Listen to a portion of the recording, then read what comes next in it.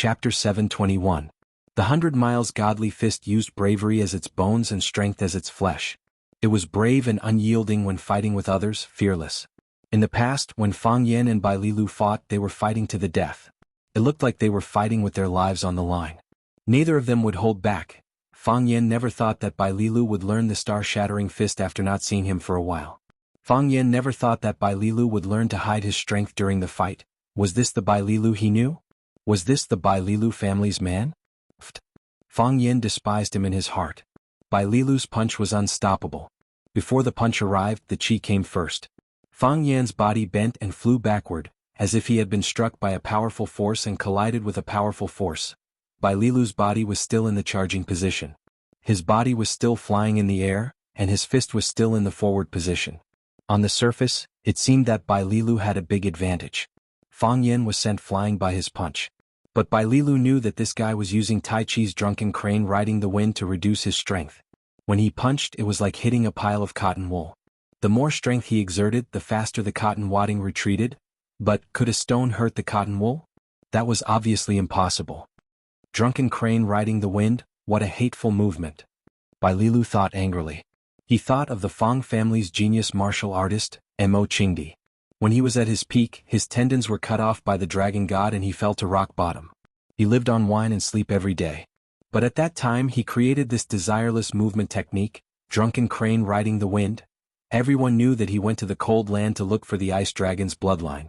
Many people were suspicious and sympathetic of this behavior. Ice dragon? That was a legendary monster. How was it possible to find it?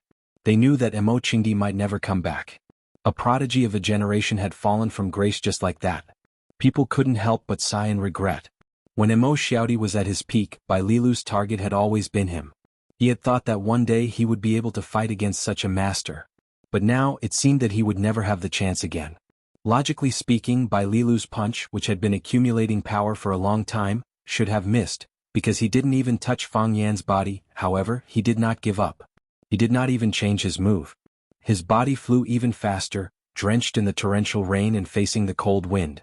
His entire palm had turned green. Although the green color was faint, it proved that he had comprehended the star-shattering fist for some time. Fang Yan retreated and rushed forward. When the force of the leap was exhausted, Fang Yan's body began to fall, and so did Bai Lilu's body. As soon as Fang Yan's toes touched the ground, Bai Lilu charged towards Fang Yan's face in a condescending manner. Pa. The fist incinerated the rainwater and smashed towards Fang Yan's head. Fang Yan's feet were like a pair of ice skates gliding on the water, and Bai Lilu's body was also chasing after him. The whistling of the wind, the pitter-patter of the rainwater, and the heavy breathing of people mingled together. Fang Yan retreated with drunken crane riding the wind in order to reduce the force of Bai Lilu's punch. Now Fang Yan realized that this idea was too idealistic. Bai Lilu's star-shattering fist was ready but not released. Until now, the majestic force was still gathered on his fist and arm. In other words, if Fang Yan did not fight with him, his punch would always be a huge threat to Fang Yan. Fang Yan raised his hands and used the hands supporting the sky move. Bai Lilu threw out a punch and smashed it towards his palm. Bang! The fist and palm collided, making a crisp sound of impact. Kacha! Fang Yan's feet sank, and both of his legs stepped into the bluestone floor at the same time, all the way to his knees. The cracks on the stone floor were still extending outwards, and the sound of stones cracking could be heard in the surroundings. Kacha! Bai Lilu punched, but he did not stop there. With the help of the rebound force, his body leaped into the air and then he landed again. Once again he clenched his fist and punched towards Fang Yan's head. Fang Yan raised his hand again to block. Bang! The fist and palm collided again. Kacha! Fang Yan's legs continued to sink. Bai Lilu's body rebounded into the air again and he once again swung his star-shattering fist from above. Kacha! Fang Yan's body was like a wooden stake being hit by a huge hammer again and again into the depths of the ground. Fang Yan's body sank, and both of his legs were almost completely submerged in the blue stone. He could feel the sharp stone fragments cutting his little brother between his legs. Bai Lilu's body flew into the air again, then he clenched his fists, and with strong winds and heavy rain, he rushed towards Fang Yan. This was the last blow. It was also a fatal blow. Walala! His body fused with the torrential storm like a blurry shadow, a bolt of lightning that was full of lethality. Bang! Bai Lilu punched again. Fang Yan raised his face, letting the bean-sized raindrops hit his cheeks, eyebrows, and eyes. The sky was gray and covered by the curtain of rain. He could not see Bailey Lu's figure and expression at all. However, he could clearly see his fist, his cyan fist, which contained a violent power, was swung forward. "Go to hell?" Bailey Lu roared. "Go to hell." Fang Yen also roared at the same time. This time he did not use his hands to hold up the sky, but when Bailey Lu's fist was about to hit his head, he clenched his right fist and punched out. Bang! Bailey Lu's body was like a rocket that was launched, flying towards the boundless sky at a speed that was 10 times faster than when he came. Fang Yen spat out a mouthful of blood, and his body fell weakly to the ground. The rain was a little lighter and it pattered on this seemingly fresh world. The edges of the roof tiles were washed clean, and the leaves were bright. The dozen or so large vats in the courtyard had already been filled with rainwater. The raindrops that fell into the vats only caused ripples in the water. Bailey Lu only felt sweetness in his throat, and quickly drank a mouthful of strong alcohol. He did not expect that the strong smell of alcohol did not wash away the vomit, but choked it out. Bailey Lu spat out a mouthful of blood which was filled with the smell of alcohol. This was the third time he spat out blood. Fang Yen did not even look at him. He lay on the old rattan chair under the eaves, drinking, and his eyes were fixed on the ripples in the big vats. The courtyard belonged to the old drunkard, and the rattan chair was naturally the old drunkard's rattan chair. Of course, the alcohol they were drinking was also the alcohol brewed by the old drunkard. The old drunkard was moved by the fact that Qinya Bing died in the small courtyard, and broke all the wine vats in his courtyard. On the day when Fang Yixing died tragically and returned to the village, the old drunkard brewed a few vats of shadaozi for himself. Before he finished those vats of shadaozi, he went to the extremely cold place. Therefore, shadaozi became Fang Yan's shadaozi. What exactly happened? Bailey Lu stared at Fang Yen with a face full of unwillingness and said, "I felt that you did not use the heart of Tai Chi. Did it become a dead fetus again? Without the heart of Tai Chi, how could your punch send me flying? What kind of kung fu did you use?" It was not the first time they had fought. Bailey Lu knew Fang Yan's strengths and weaknesses, and Fang Yen also knew Bailey Lu's limits. However, he could not understand the way he fought today or the punch he threw out to counterattack. He used the star-breaking fist, the most powerful star-breaking fist among the 100 miles godly fists. Even this move could not subdue Fang Yen, and it could not even subdue Fang Yen who had lost the heart of Tai Chi, the Bailey family's godly fist. Was it still a godly fist? Could it be that he had been deceived by his family? "You deserve it." Fang Yen glanced at him and said with a sneer. He did not bother to explain too much to him. The current Bailey Lu was not at the same level as him at all. If he wanted to fight in the future, he would fight his father or his grandfather. As for Bailey Lu himself, he was too inexperienced. Bailey Lu smiled bitterly and said, "You don't really think I'm here to avenge Bai Xiu, do you? Ever since I was a child, I've always disliked that guy. He's a wild child from the outside. Just because he's with Master, he thinks he's some big shot? If you hadn't killed him first, I would have come to him and taught him a lesson on how to be a man. Then why didn't you do it earlier?" Fang Yen said mockingly. At that time, the star-breaking fist hadn't been mastered, right? Bailey Lu was a little embarrassed. He drank another mouthful of liquor and said, "Bai Xiu? Is he really dead?" "Dead?" Fang Yen said straightforwardly. "It's good that he's dead." Bailey Lu sighed softly. "Although I used to think he was annoying, I didn't expect him to be so vicious. Such a guy actually appeared in our Swallow Fort. Master." In the end, Bailey Lu did not go too deep on the topic of Master. He looked at Fang Yen and said, "I heard that you came back to force the Emperor to abdicate?" "It's not really to force the Emperor to abdicate. I just want to find an answer," Fang Yen said. "Have you found the answer?" Fang Yen shook his head lightly and said, "I'm still looking. If there's a need, you're willing to help?" "I mean if there's a need for you," Bailey Lu said. Fang Yen squinted his eyes and smiled. He said, "Of course there's a need." Bailey Lu looked at Fang Yen with a puzzled expression. Fang Yen raised the bowl of liquor in his hand and said, "To the old drunkard." Bailey Lu did not dare to call Mo Qingdi an old drunkard like Fang Yen. Although Mo Qingdi was not there, he still said respectfully, "To Elder Mo." Fang Yen drank all the xiaodao in the bowl in one gulp. Gasping for breath, he said, "Why did you come back this time?" "To marry Yi Ro," Bailey Lu said. Chapter 722. "And then?" Fang Yen asked. His voice blended with the falling raindrops and was masked by the whistling wind. making it almost impossible to hear him clearly. However, Bailey Lu heard it clearly. He could even hear the emotion contained in the word, and then. He was angry and he cared a lot about it, but he pretended to not care. And then? Probably the same as Yi Fengxing?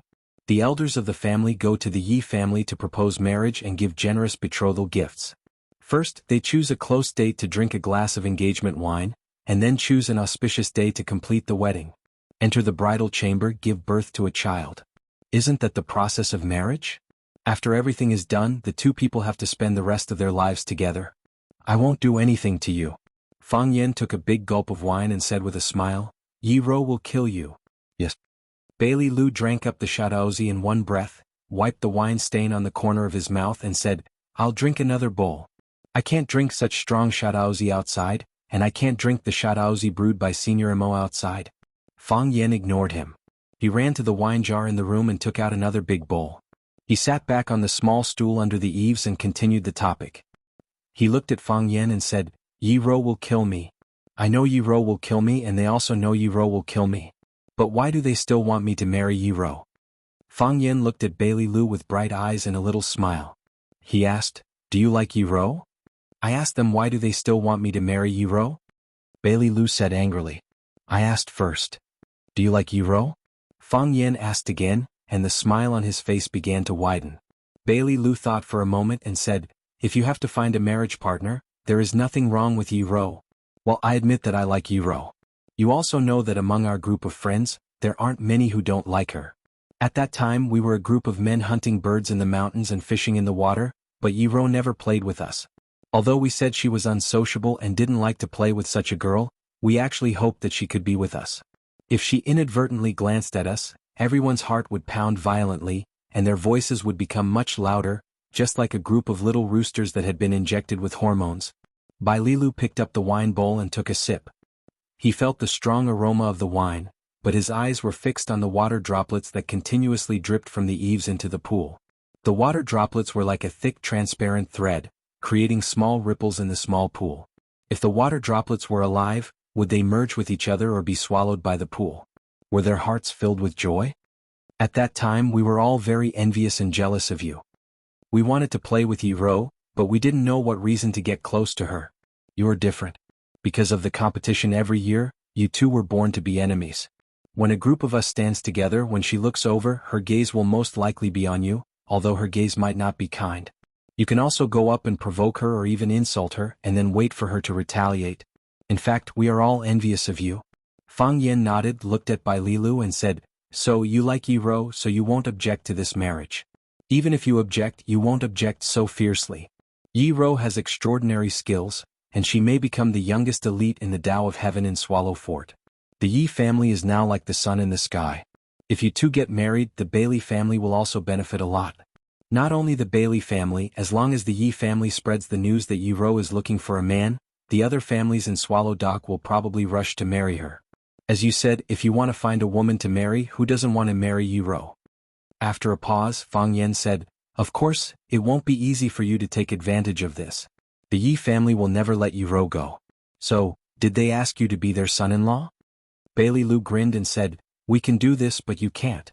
I have an elder brother and a younger brother. I have 4 or 5 cousins and more than a dozen brothers and sisters. Even if I, Bailey Lu, sacrifice for my family or for my beauty, it's not a big deal. For example, Li Xiaotian has an elder brother, Li Xiaolong. Li Xiaolong is so powerful that he can support the Li family. It's not a bad thing for Li Xiaotian to marry into the Yi family and be the peace ambassador between the two families. You don't consider my and Yi Ro's opinions? This business is really good. Fang Yen sighed and said, What business? You put it so bluntly. This is true love. Although Yi Ro doesn't necessarily love us, we love Yi Ro. Then, let's go back to my first question, Fang Yen said with a smile. Aren't you afraid that Yi Ro will kill you? What about you? Bailey Lu looked at Fang Yen with a bowl of wine in his hand and said, Like you said, you won't do anything? Yi Ro is responsible for killing people and I'm responsible for digging holes. I can't bear to let Yi Ro bear such a heavy workload alone. Look, I know it's like this. If I only consider Yi Ro's opinion, I think I can give it a try. He thought, I'm not worse than you, Fang Yen. If I make love to you, Yi Ro may fall in love with me in the future. But if I only consider your opinion, we're brothers. I've helped you. My family forced me to do this. You can't just kill me with a sword. But if I have to consider your and Yi Ro's opinion at the same time, I'm afraid no one dares to accept this marriage, right? The weight of you and Yi Ro together is no less than that of those rich and powerful families. You are a smart man, Fang Yan said as he looked at Bailey Lu with a bowl of wine in his hand. Come on, let me toast you. Because I didn't steal your woman? No. Fang Yan shook his head and said, because you made the right choice. You should know that I will really kill people. I've already killed Bai Xiu. Bailey Lu clinked his bowl with Fang Yan's and said, some people are not easy to kill. Then kill them slowly, Fang Yan said. Anyway, I'm not too busy now. Once upon a time there was a mountain called Monkey Mountain. There was a Taoist temple on the mountain, and there were a group of old monks in the temple. The Taoist temple was located on the mountainside of Monkey Mountain, built against the cliff. Half of the Taoist temple was suspended in the air. From a distance it looked like it was flying in the clouds. Because of the rain, the mountain was blurred and the fog was rolling. The entire Taoist temple was shrouded by the rain and the fog. The Taoist priests in the temple were doing their evening classes in the One Mind temple. There were also a few old Taoist priests in the kitchen, preparing dinner for the Taoist temple. Such a tranquil and comfortable scene, every day passed in this manner. In the past few decades, it was rarely broken by anything. However, today was not an ordinary day. On the cliff of the Taoist temple, a black figure was climbing along the cliff. His posture was calm and his speed was fast. He looked as if he was walking on flat ground. From the bottom to the top, he was like an agile old monkey or a soaring eagle. His body was almost flying toward the outer wall of the Taoist temple. The tips of his feet lightly touched the protruding but precipitous rocks, and then he stepped on a large rock even higher up. When his body reached the top of the void suspension temple, his body paused for a moment. He lowered his voice and looked around. Then his body jumped down like a bat and quietly entered the window of the void suspension temple. There was no one in the room, nor was there any sound. He could not even hear a person's breathing or pulse. This was something he had already inquired about when he came in. He did not stop and continued to climb until he reached the door of a locked room on the top floor. He pressed his palm on the golden lock, and his inner strength burst forth. With a slight ding, the copper lock automatically bounced open. He held the lock in his hand, pushed open the door and entered. The room was dark, but it was not a problem for the black-clothed man. He didn't even need a flashlight to walk around the house freely. For martial artists of their level, night vision was not a very impressive skill. There were rows of bookshelves in front of him, and there were all kinds of books and ancient books on them. The room was filled with a strong scholarly atmosphere, but there was no smell of decay. Instead, there was a faint fragrance. The black-clothed man reached out and quickly searched through the books, looking for a place where the treasure could be hidden. In a very inconspicuous small house in the Taoist temple, a young Taoist was sitting on a chair, drowsily sleeping. Perhaps he was startled by the thunder outside, but he suddenly opened his eyes and wiped the saliva from the corner of his mouth. Looking at the surveillance image on the TV screen in front of him and the figure busy in the dark room, the young Taoist became excited and ran towards the one-hearted sect view next door. Lowering his voice, he shouted, "Master, Master? Grand Master, someone's here to steal the Tai Chi painting again. Someone's here to steal the Tai Chi painting again." Chapter 723. The sky was dark and misty and the rain was hazy. The old parasol tree in the courtyard was washed clean by the rain, and the large leaves of the parasol tree showed the green color of their youth, like green jadeite leaves that had just bloomed. There was an open vat under the Chinese parasol tree. The water in the broken vat was already full, and the new water flowed out, flowing into the stream next to the courtyard. Tiny ripples appeared on the surface of the water because of the newly fallen raindrops. Occasionally, large ripples would appear, stirring up the water in the vat, as if there was an invisible monster hiding at the bottom of the vat. However, it didn't show its head, and there was no way to see its true appearance. Splash! A big red fish emerged from the water, opening its mouth and spitting out bubbles, catching the rootless water falling from the sky. It seemed as if something had bitten its tail, and then it suddenly dove into the bottom of the pond. Splash! Water splashed everywhere and the water swayed even more violently. With the heart of the water as the center, ripples began to spin in the vat. The black shadow was still searching in the room, flipping through the precious ancient books and then throwing them to the side. His movements were extremely fast, but he almost didn't make any sound. The room was still pitch black, and other than the flickering light from his pupils, it was difficult to see any other light. Swoosh! A cool breeze blew toward his back. If it was someone else, they would just think that there was a breeze blowing and their back was slightly cold. However, for the black-robed man, even the slightest movement in the surrounding dozens of feet could not escape his perception. He didn't make any movements, but his body actually disappeared from where he stood. Crack! Countless fine threads of the horsetail whisk slapped the bookshelf, and the bookshelf was cut into countless pieces. That wasn't a natural wind, but a breeze caused by the attack of the horsetail whisk. After missing its attack, the horsetail whisk flicked, and it once again chased after the black-robed man not far away. This time, the direction of the horsetail whisk's attack was that pair of bright eyes. In this dark space, the pair of eyes were a little too bright. Swoosh! There was another faint breeze. The person holding the horsetail whisk leaped up, and his Taoist robe opened, but there was no sound. His appearance, his attack, and his attack, all of them had not made a single sound. He didn't even speak. Even his breathing was so soft that it couldn't be heard. This person was using the Taoist turtle breathing technique. His internal organs were like a turtle in a dormant state, but his body still maintained a powerful offensive ability. *Pa*. The black-clothed man's body disappeared, and the horsetail whisk struck the bookshelf again. The bookshelf could not withstand such gravity, and with a crack, a wooden board fell off. Then the entire bookshelf began to collapse, making a crashing sound. What was different was that this time, the direction in which the man in black disappeared was not to dodge or retreat. Instead, he took the initiative to greet the horsetail whisk. "Evil creature, you're courting death." The middle-aged Taoist priest was infuriated by the black-clothed man's arrogant and conceited behavior. He bellowed and suddenly withdrew his horsetail whisk. Then he swung it towards the black-clothed man's chest. This time, the horsetail whisks were no longer gathered together. Instead, they were scattered and flew towards the man in black like countless flying needles.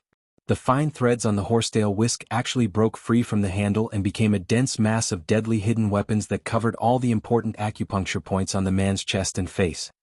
"Ignorant child, don't scold me." The black-clothed man scolded, and at the same time he swung his palm out. If there were bystanders, they would definitely be amused by this scene. The black-clothed man came to steal someone's treasure, but after being caught red-handed, he did not want to let others scold him. This was truly tyrannical. What was even funnier was that he called a middle-aged Taoist priest an ignorant child. Whose child would grow up so quickly? This humble Taoist is Fragrant Flower Pavilion's book reader, Qing Xian. Who are you? The Taoist sect had a saying, 3 secrets and 7 mysteries. The 3 secrets were the 3 top experts of the Ji generation, while the 7 mysteries were the heroes of the Xian generation. The 3 secrets and 7 mysteries each had their own strengths, and they were the backbone of the Taoist sect. 3 secrets and 7 mysteries. Let's see if you're fishing for fame. As the black-clothed man spoke, the wind from his large palm swept away the sword-like hard needles. Dong dong dong, the needles pierced into the wall or bookshelf making dull sounds. Qing Xian was shocked. It was very common to use the strength of one's palm to deflect hidden weapons. However, what he swung out were countless hairs of the horsetail whisk, and he used the powerful technique of sweeping away an army of 1,000. Receiving 1 hidden weapon was not considered a skill, and receiving 3 to 5 hidden weapons was understandable. However, how much strength did one need to slap out thousands of hairs at the same time? Who was this person? How did he have such strength? While Qing Xian was shocked, he already held the horsetail whisk and moved towards the black-clothed man. After the black-clothed man swatted away the hairs, his momentum did not decrease. He ignored the sharp handle in Qing Xian's hand, and his palm landed on Qing Xian's chest. Puff! Qing Xian immediately spat out a mouthful of blood, and his body flew backwards. Clang! His body smashed heavily onto a row of bookshelves, causing them to topple over. This triggered a domino effect, and the bookshelves were also smashed down. Dust flew everywhere in the room and books fell to the ground, making a hissing sound. Puff! After Qing Xian's body fell to the ground, he spat out another mouthful of blood. He held his chest and asked, "Who are you?" Actually, when he asked this question, the answer was already very clear. Because in the entire Wuxia, there were very few people who could send him flying with 1 palm. The black-clothed man did not answer Qing Xian's question. Instead, he walked towards Qing Xian step by step and asked in a low voice, "Where is the Tai Chi painting?" The black-clothed man's theft had been discovered, and he had caused such a huge commotion. Not only did he not escape immediately, but he also continued to ask about the treasure. "You are also here for the Tai Chi painting. Who are you? Where is the Tai Chi painting?" The black-clothed man had already walked in front of Qing Xian, and he looked down at him. Don't waste time. If I attack again you will already be dead. You should have been killed by me just now. How can Qing Xian? How can I be threatened by evil people? Qing Xian held his chest and laughed coldly. He wanted to stand up, but his internal organs were seriously injured and he could not move. It's just death. I am a monk. Why would I care about this? Then you can go and die, the black-clothed man said expressionlessly. As he spoke, he lifted his foot and was about to step down. Immeasurable heavenly venerate. An old voice came through the window. The voice was loud and clear like thunder. It was so loud that it made one's eardrums buzz. Mr. Black Dragon, you have the time to come to Immeasurable Temple as a guest. Why are you doing such a secretive thing? Why are you fighting with a junior? The black-clothed man glanced at Qing Xian and knew that he could not step down anymore. The leader of the group had stood up, but he still attacked an injured junior. It was really embarrassing. Old Taoist Tai Chong, you are not dead yet? The black-clothed man shouted outside. The moment he spoke, the buzzing in his ears immediately disappeared. Using sound to attack the enemy and using sound to subdue the enemy was the principle of imbuing strength into one's voice. For experts of their level, there was nothing in the world that could not injure or subdue the enemy. Who cares about life and death? The old voice said with a smile. Since Mr. Black Dragon is here, would you like to come out and meet me? Why not? The black-clothed man said aloud. He slapped the tightly locked window of the house with his palm. The window made of rosewood shattered into sawdust and scattered in all directions. The black-clothed man's feet did not move. He did not need any leverage, but he had already flown out of the window. Cha! His feet landed on a blue stone in the courtyard. The blue stone did not move at all. Not even the rainwater beneath his feet was disturbed. Black clothes and a black hat. His entire body was shrouded in darkness. His face could not be seen clearly. Even his figure could not be seen clearly. He stood there motionless, but his body seemed to be wrapped in a layer of gauze, wrapped in a layer of fog. It was illusory and real, and one could never find his true body. In the courtyard, dozens of Taoist priests gathered around. There were old Taoist priests with white beards, and there were also some young and naive Taoist priests. They looked at the man in black who was hiding in the wind and rain with a common enemy. There was no joy nor sorrow, only some anger spreading in their hearts. They did not provoke anyone, but there was always someone who came to their house to steal things and hurt their loved ones. This kind of thing would not feel good to anyone. Were monks not human? However, they did not act rashly. Because the person standing in the black shadow was called the Black Dragon. The most elusive and most unfathomable Black Dragon, one of the 3 divine dragons of Wuxia. Even though they were experienced and knowledgeable, they had to say, the guest who came to visit today was also a legendary figure. In the middle of the crowd of Taoist priests stood an old man in a light-colored Taoist robe. The old man's hair and beard were all black, and there were not many wrinkles on his face. However, his voice was extremely old, like an old monster that had lived for hundreds of years. The old man straightened his back and stood in the middle of the crowd. He looked at the black-clothed divine dragon and said, "Which Tai Chi diagram do you want?" "Treasures of heaven and earth belong to virtuous people," the black dragon said calmly. Even though he was surrounded by so many people, he was not afraid at all. "You have no use for it. I will take it myself." "If you can't take it, doesn't that prove that you are a person without virtue?" Taoist Tai Chong joked. "I haven't taken it yet. How do you know I can't take it?" "I'm afraid you can't take it," Tai Chong said with great certainty. "The world is so big. If I want to leave, who can stop me? If I want to come, who can stop me?" The black-robed man said with a sonorous voice. Chapter 724. The world is so big, if I want to leave, who can stop me? If I want to come, who can stop me? The black-clothed man's voice was powerful, and it sounded like he was full of confidence when he said this. And he stood there with his head held high, fearless of the wind and rain, looking like a majestic idiot. "Such heavy rain, can't you just stand under the eaves for a while?" It had to be said that some martial arts masters did things to show off, and it was still very objectionable. Did standing in the courtyard with an umbrella make people think that you're not a black dragon or a peerless master? Not friendly at all. "Black Dragon, don't be presumptuous. My immeasurable temple is the orthodox Taoism. How dare you come here and behave atrociously? Are you trying to bully my immeasurable temple? Let me meet him." Immeasurable Temple had always been known as the orthodox Taoism, the foundation of Taoism, and the place where many strong masters came from. Sect Master Tai Chong, Junior Brother Tai Su, and Tai Ying, the 3 great celestial masters had already entered the heavenly Tao realm, and their martial arts had reached perfection. Because these people were old and had high status, they were dedicated to Taoism and almost did not get involved in worldly affairs. Therefore, the outside world was familiar with the 3 secrets and 7 mysteries. Fang Yan's Taoist master Tianjizi was one of the 3 secrets, and he was likely to take over the Taoism palm seal. Tao addict Song Zaniang was about the same age as Tianjizi, but he had a very high seniority, and was the last disciple of the previous Taoism sect master. Fu Xing Tai Su was in seclusion and did not come out for several years, and Tai Ying was in the Monkey Mountains cave of no solution. Only Tai Chong could suppress the black dragon. Tai Chong did not say anything, but the descendants of Taoism around him had already started to retaliate. Although they were monks, they had profound cultivation and were proud and arrogant. Today they were bullied by the black dragon and they were already sulking. Now that they heard the black dragon's arrogant words, they naturally wanted to rush up and fight him for 300 rounds. The black dragon sneered and said, "The 3 secrets and 7 mysteries are well known in the outside world, and I think they should have some real skills. But I just met a guy in the library who called himself Qing Xian. I think he should be one of the 7 mysteries? In the end he was slapped by me in 1 round. Although he has some backbone, what's the use? Didn't he still fall to the ground with a slap? Black Dragon, how dare you bully junior apprentice brother Qing Xian? I'm Yu Xian, I'll fight you. Everyone, let's get rid of this old fellow. He's really going too far. Mr. Black Dragon is a guest from afar. Everyone, don't be rude," Taoist Taichung said. The old Taoist priest Taichung's prestige was extremely high. As soon as he opened his mouth to speak, there was not the slightest bit of noise in the courtyard.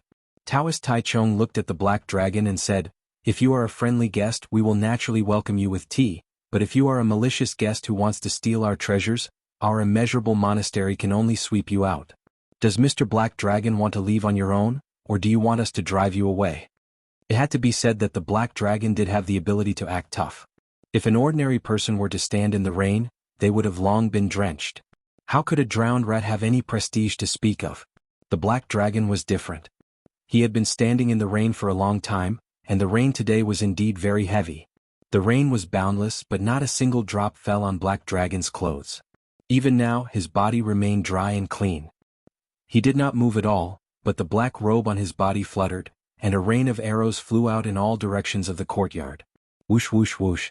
Countless raindrops turned into countless rain arrows, and countless rain arrows flew towards the surrounding Taoist priests.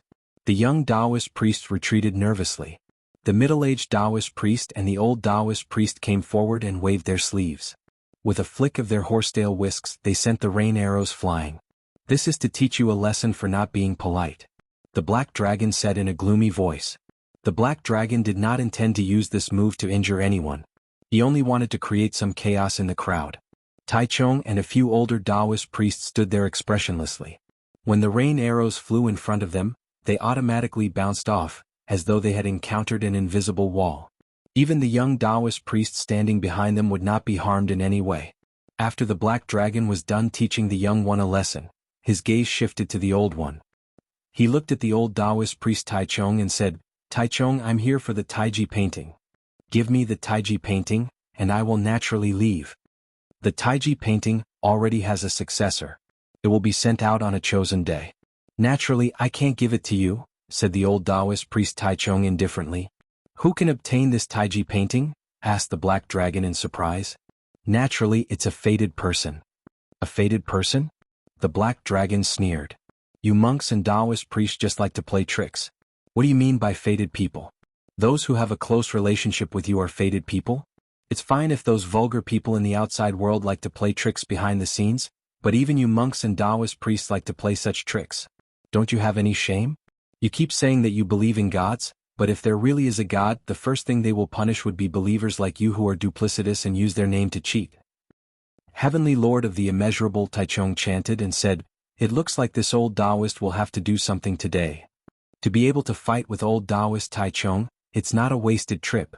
As the black dragon spoke, his body vanished into thin air. When he appeared again, he had already leaped in front of the old Taoist priest Taichung, appearing and disappearing like a ghost. It was not the black dragon's usual movements, but the ultimate technique that the black dragon was currently using. This ultimate technique was called appearing and disappearing like a ghost. Apart from a very small number of experts in the world, very few people could track his movements. Just like his nickname Black Dragon, he was hidden in the darkness and all one could see was nothingness. The Black Dragon was currently in a state of nothingness, and his body had turned into a blurry figure. It was just like the name of a very popular television series a few years ago, like Fog, Rain, and Wind. He struck out with his palm, and the palm that he struck out also turned illusory. It was not a shadow but a palm formation formed by countless palm shadows. With just a light palm strike, the Black Dragon locked onto the old Taoist priest Taichung's chi activity. Like an invisible electric net, it trapped his hands, his feet, and every part of his body that could attack. When experts exchanged blows, the first thing they competed on was chi activity. The Black Dragon's chi activity was powerful, and he had struck first. It looked like he had already gained the upper hand. Just as the illusory palm prints were about to strike the old Taoist priest Taichung's chest, the old Taoist priest's body disappeared. No, he did not disappear. He just suddenly disappeared right under people's noses, and then reappeared even more suddenly. It was as if he had used the invisibility technique once, and then instantly lost its effect. Then Black Dragon's charging body was sent flying backwards. Whoosh! His black robe fluttered in the wind. Crack! The Black Dragon's feet stood on the large vat in the courtyard, and he broke a small corner of the vat. Then he looked in Taichung's direction in surprise. Final radiance of the setting sun, rebirth after death. The Black Dragon chuckled. Interesting. In the large vat behind him, two big fish, one black and one white, poked their heads out. The wedding date for Yi Fengxing and Bailey Qingzhu had been roughly set. Because they already had a child in their wombs, many things had to be simplified and done quickly. They had to get married within a month. After all, they could not let the girl's belly grow big, or the news spread before they got married. If that happened, it would not look good on both sides. Fang Yin was originally going to return to Huaqing in the next few days. There were still a lot of things to take care of there. But now, it was very difficult for him to leave. On one hand, he had promised Zhang Jianjun that he would complete a mission for the country. He was duty-bound to help the country. Moreover, Swallow Dock had been doing this all these years. Some obtained merit and some were buried in the earth. But no one had ever retreated. In addition, he wanted to wait until his good brother Yi Fengxing got married before returning. Yi Fengxing was the first to get married among his group of brothers, and he might be the first to become a father. Of course, he could not rule out the possibility that some of these fellows had illegitimate children that could already be used as soy sauce. Yi Fengxing spread the news that Zhu Ziden, who was far away in the North Sea, was also said to be coming back. At that time, his group of brothers could have a good reunion. Most importantly, Fang Yin could not bear to go back. During the days he was in Swallow Dock, he accompanied his mother to the mausoleum in the back mountain every morning to sweep his father's grave. He would pour a cup of wine for him, light a stick of incense, and then help his mother tidy up her vegetable garden. In the afternoon he would chat with his grandfather and push his wheelchair and the Vajra eagle around Shahizi. The rest of the time was used to accompany Yi Ro, walking with her, eating with her, watching the sunrise with her, and watching the sunset with her. Because Yi Ro was seriously injured while climbing the heavens path, she still could not practice martial arts. Therefore Fang Yin took her around all day and the Yi family did not say anything. Yi Dawen seemed to have forgotten the unpleasant conversation with his daughter, and turned a deaf ear to her disobedient behavior. It was as if it had never happened. Yi Ro and Yi Ro made a bet because of Fang Yin. Although Yi Ro won the bet, she still promised to take a day to go shopping with Yi Ro, although she did not know what to do. Hearing that Yi Ro and Yi Ro were going shopping in Yanjing City, Fang Yin volunteered to take the responsibility of driving them. Now he followed behind the two women carrying big and small bags in his hands, but what he got was all kinds of dissatisfaction from Yi Ro. "Sister, we are going shopping, why do we need to bring a third wheel? I was going to take you to see a handsome guy." Yi Ro complained, but she pulled Yi Ro into one brand store after another to try on clothes and shoes. "You can also go to see handsome guys now. After seeing them, you will find that a man with inner qualities like me is really rare." Fang Yin said with a smile and kept making eyes at Yi Ro along the way. When he was in Swallow Dock, he always had the feeling that he was being watched. He couldn't do anything intimate with Yi Ro. After coming out, the sky was high and the sea was wide, and it was easy to do something overboard. Fang Yin was even thinking of not going back tonight. He was going to find a hotel and get a room. But what about Yi Ro? This third wheel is really annoying. Chapter 725. Fang Yin and Yezi disliked each other. They both thought the other was a third party. Yezi thought it was not easy for her to ask her sister Yi Ro out to go shopping. She wanted to introduce her to her life and social circle so that she would not be so introverted in the future. However, why did a man like Fang Yan follow them? Fang Yan's idea was even simpler. If they didn't go back to Swallow Dock at night, how many rooms should they get in the hotel? If they got one room, neither Yezi nor Yiro would agree. If they got 2 rooms, would he sleep with Yiro or Yezi? In this hostile atmosphere, Yi took Yiro's hand and walked into a world-famous luxury flagship store. There were bodyguards at the door and more than a dozen people were waiting in line at the door. Yezi seemed to be used to this kind of thing. She took Yiro and stood in line at the back of the crowd. Fang Yan walked behind them with big and small bags and whispered to Yiro, "Shall we go to another store? There are too many people in this store and we need to wait in line." Idiot. Yezi rolled her eyes and sneered, "This is to make it easier for distinguished guests to shop, so they limit the number of people entering the store at a time. If this kind of brand store is as crowded as a super mall, who would want to go in? This is hunger marketing." Fang Yan said with a smile, "You should have learned this knowledge in college, right?" They let a group of people stand in line at the door to tell others to come quickly. If you don't come soon, there will be no more customers. This kind of solicitation is so childish and so many people are fooled. I really don't understand. You are childish. The things in this store are all limited products. If you don't buy them, they will be bought by others. You won't understand.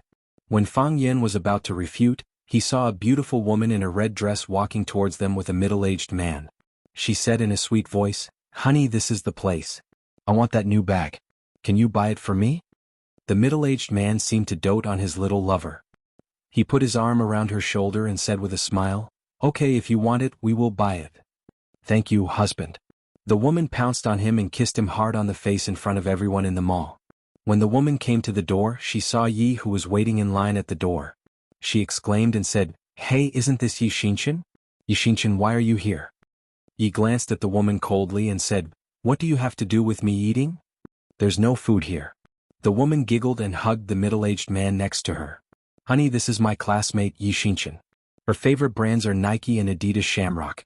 I've never seen her here before." Yi squinted at her college classmate Liamo and sneered, "What's wrong with me liking Nike and Clover? At least I bought it with my own money. It's refreshing and comfortable to wear. Unlike some people who are like blood-sucking maggots. Who knows what kind of shameful things they would do for a bag." Fang Yan knew the background of the Yi family. With Yi Daoling's status as the economic lifeline of the country at this time, wouldn't it be easy for his baby daughter to buy any brand of bag? Besides, the Yi family also had their own business. Their business was very big. Although they were not as rich as Qini Tian, it was not too difficult to buy this brand store or the Friendship Mall where they were standing now. Because of Yi Daoling's sensitive identity, Yi would not wear clothes that were too ostentatious to bring trouble to her father. Besides, although Yi did not learn martial arts, she also had the inheritance of a martial arts family. Her usual clothes were mainly casual and sportswear like Nike Clover. Occasionally she would extravagantly buy a branded bag and an expensive skirt. Unexpectedly, Ye's low-key had also become the point of attack between the classmates. "Yi Xinshan, what are you talking about? Who is a blood-sucking maggot? You asked your parents for money, aren't you a blood-sucking maggot?" Okay. The middle-aged man patted Limo's shoulder and comforted her, "We are all classmates. Don't be angry." When the middle-aged man saw Ye's appearance, he had an instant feeling of amazement. When he saw Yi Ro, who was holding Ye's arm, he felt that this woman should only be in heaven. It was rare to see her on earth. He was a playboy. He had the calmness of a middle-aged man, but he still felt that his heart was beating fiercely. The man took the initiative to reach out to Yi and said amiably, "Yi Xinshan, hello, I am Hu Jianyu. Do you like this brand too? Liamo also likes this brand of bags and clothes. I don't know how many I have bought for her. You and Liamo are classmates. It is rare for us to meet today. Do you want to go shopping together? This has nothing to do with vanity. Girls still need a few beautiful clothes and a branded bag to keep up appearances. Don't you think so?" Hu Jianyu had already revealed his wealth in a few words, and he also revealed the information that he was interested in Yi. As for whether they would accept his kindness or not, it would depend on whether they were tempted by his bait. He had seen too many women like this. On the surface, they were as cold as icebergs or looked like they were not moved by money, but in private, they would take the initiative to leave their phone numbers, waiting for a more fierce attack. He was not willing to shake hands with Hu Jianyu at all. She stared at him coldly and said impatiently, "I don't know you. Yi Xinshan, you didn't know me before, but you will know me in the future. You see, even if we met before, I didn't know your name, right? I said, I don't know you and I don't want to know you. For Yi, such a man was really not appetizing at all. Not to mention the outstanding young people working around her father, even some pursuers in the school were thousands of times better than him. Although she liked to keep a low profile, her father was in such a prominent position. How could she hide it from some people? At least the sons and daughters of some of the heads in the state ministries and commissions were aware of her identity. She never grouped with others, but those people still intentionally or unintentionally pulled her into such a circle. If you can, don't disturb my sister and me anymore. Okay. Hu Jinyu's face became gloomy and he said sarcastically, "Little girl, you have quite a character. I hope you can always have such a character." Li Mo originally wanted to show off that she had a rich godfather, but she felt a sense of crisis from Hu Jinyu's attitude towards Yi Xinchen. Only then did she realize what a stupid thing she had done. She hugged Hu Jinyu's shoulder tighter, smiled sweetly and said, "Honey, my classmate is not very good at talking. Don't lower yourself to her level. Let's go. Don't let these small people affect our mood. Let's go in and see the bags. Let them continue to line up." Li Mo showed her VIP card, and the bodyguard at the door immediately pulled the rope and let her go. This made some people who were still lining up at the door a little dissatisfied, but they soon calmed down. Such behavior was most acceptable to the rich. They didn't think it was a privilege, but they regretted that their wealth hadn't reached such a level. "She's sick." Yezi cursed in a low voice. This woman usually has princess syndrome. She commands people and scolds them all day long. Seeing that I have a good relationship with my classmates, she dislikes me everywhere. Several times she said in front of everyone that I am simple. I just like simple. What's wrong with that? Who wants to dress like a lady like her? Fang Yen tried to hold back his laughter. He didn't expect that Yezi would also be bullied. Fang Yen was very satisfied to see such a good show while waiting in line. Anyway, the person they bullied wasn't Yi Ro. Of course no one dared to bully Yi Ro. Yi Ro held her hand and said, "If you kill a fly, will you keep that fly in your heart?" "Of course not," Yezi said proudly. "I don't care about her. Anyway, I'm very angry." After all the people in front of them had gone in, it was Yezi's turn with Yi Ro and Fang Yen. Yezi had paid attention to the new models of this brand, so she went straight to the front counter. Li Mo was choosing bags. Seeing Yezi coming, she said to the salesgirl next to her, "Give me that red one, that yellow one, and that white one. If you don't have the black one, forget it. Give me all the new models in this series." "Okay, please wait a moment," the salesgirl said respectfully. In the face of their VIP card users, this kind of request must be met. Even if ordinary users had such requirements, they had to meet them. Yezi ran to the counter, pointed to a yellow bag and said, "Give me that one." The salesgirl smiled apologetically and said, "Miss, please wait a moment. This yellow bag has been chosen by that lady. Then take out the other samples for me to see. Miss, you know that this is a limited edition. How about you look at other styles first? When this lady finishes choosing, I'll bring them to you." Li Mo giggled and said to the salesgirl, "You don't have to work for her. This bag is worth more than 100,000 yuan. How can she afford it? I just wanted to come and take a look to clear my name." Hu Jinyu looked at this scene with a smile on his face. He felt very happy in his heart. Chapter 726. Yezi glared at Li Mo angrily, but she didn't want to be entangled with her in such a crowded place. It would be the two of them who would lose face. She snorted, turned around and walked to other places. Yi Ro finally looked up at Li Mo. She didn't say anything to her and followed Yezi to the clothing area. Yezi took Yi Ro's hand and said with a smile, "Sister, you shouldn't always wear the training clothes. Although I think you look good in the training clothes, you should always wear some clothes that girls like, right? I think you will look like a fairy if you wear a beautiful dress. I think the dresses in this shop are very suitable for you. You can choose whatever you like. I'll pay the bill today. I've been saving up my lucky money and annual dividends." Yi Ro looked at the dazzling clothes on the clothes rack, shook her head and said, "I already have clothes to wear." "Oh, how long have you been wearing those clothes? I think you should throw them away. Also, those dresses of yours were made by the old tailor at home. It's not that she's bad, but when you think about how your clothes were designed by the same designer as your ancestors' clothes, just thinking about it gives you goosebumps, right? You're not an old woman." Fang Yen quite agreed with Yezi's suggestions. Who didn't want their girlfriend to dress up beautifully? Who didn't like their girlfriend to dress up gorgeously? Always wearing white or black training clothes looked simple and elegant, but it was necessary to change the style, right? And the police uniform, the stewardess uniform, the nurse uniform, and the female prisoner uniform. Life was short and every kind of life should be experienced. Otherwise she would have come to this world in vain. Fang Yen thought it was time for Yi Ro to make some changes. So, Fang Yen stood beside him and echoed, I think Yezi is right. Your clothes are either black or white, and most of them are the same style of training clothes made by the old tailor in your family. How many clothes have you bought? You're still a young girl. How can you share the same designer with an old lady? It's rare for you to come out today. You should buy more clothes for yourself. Didn't Yezi say so? She paid for it. Yezi was furious.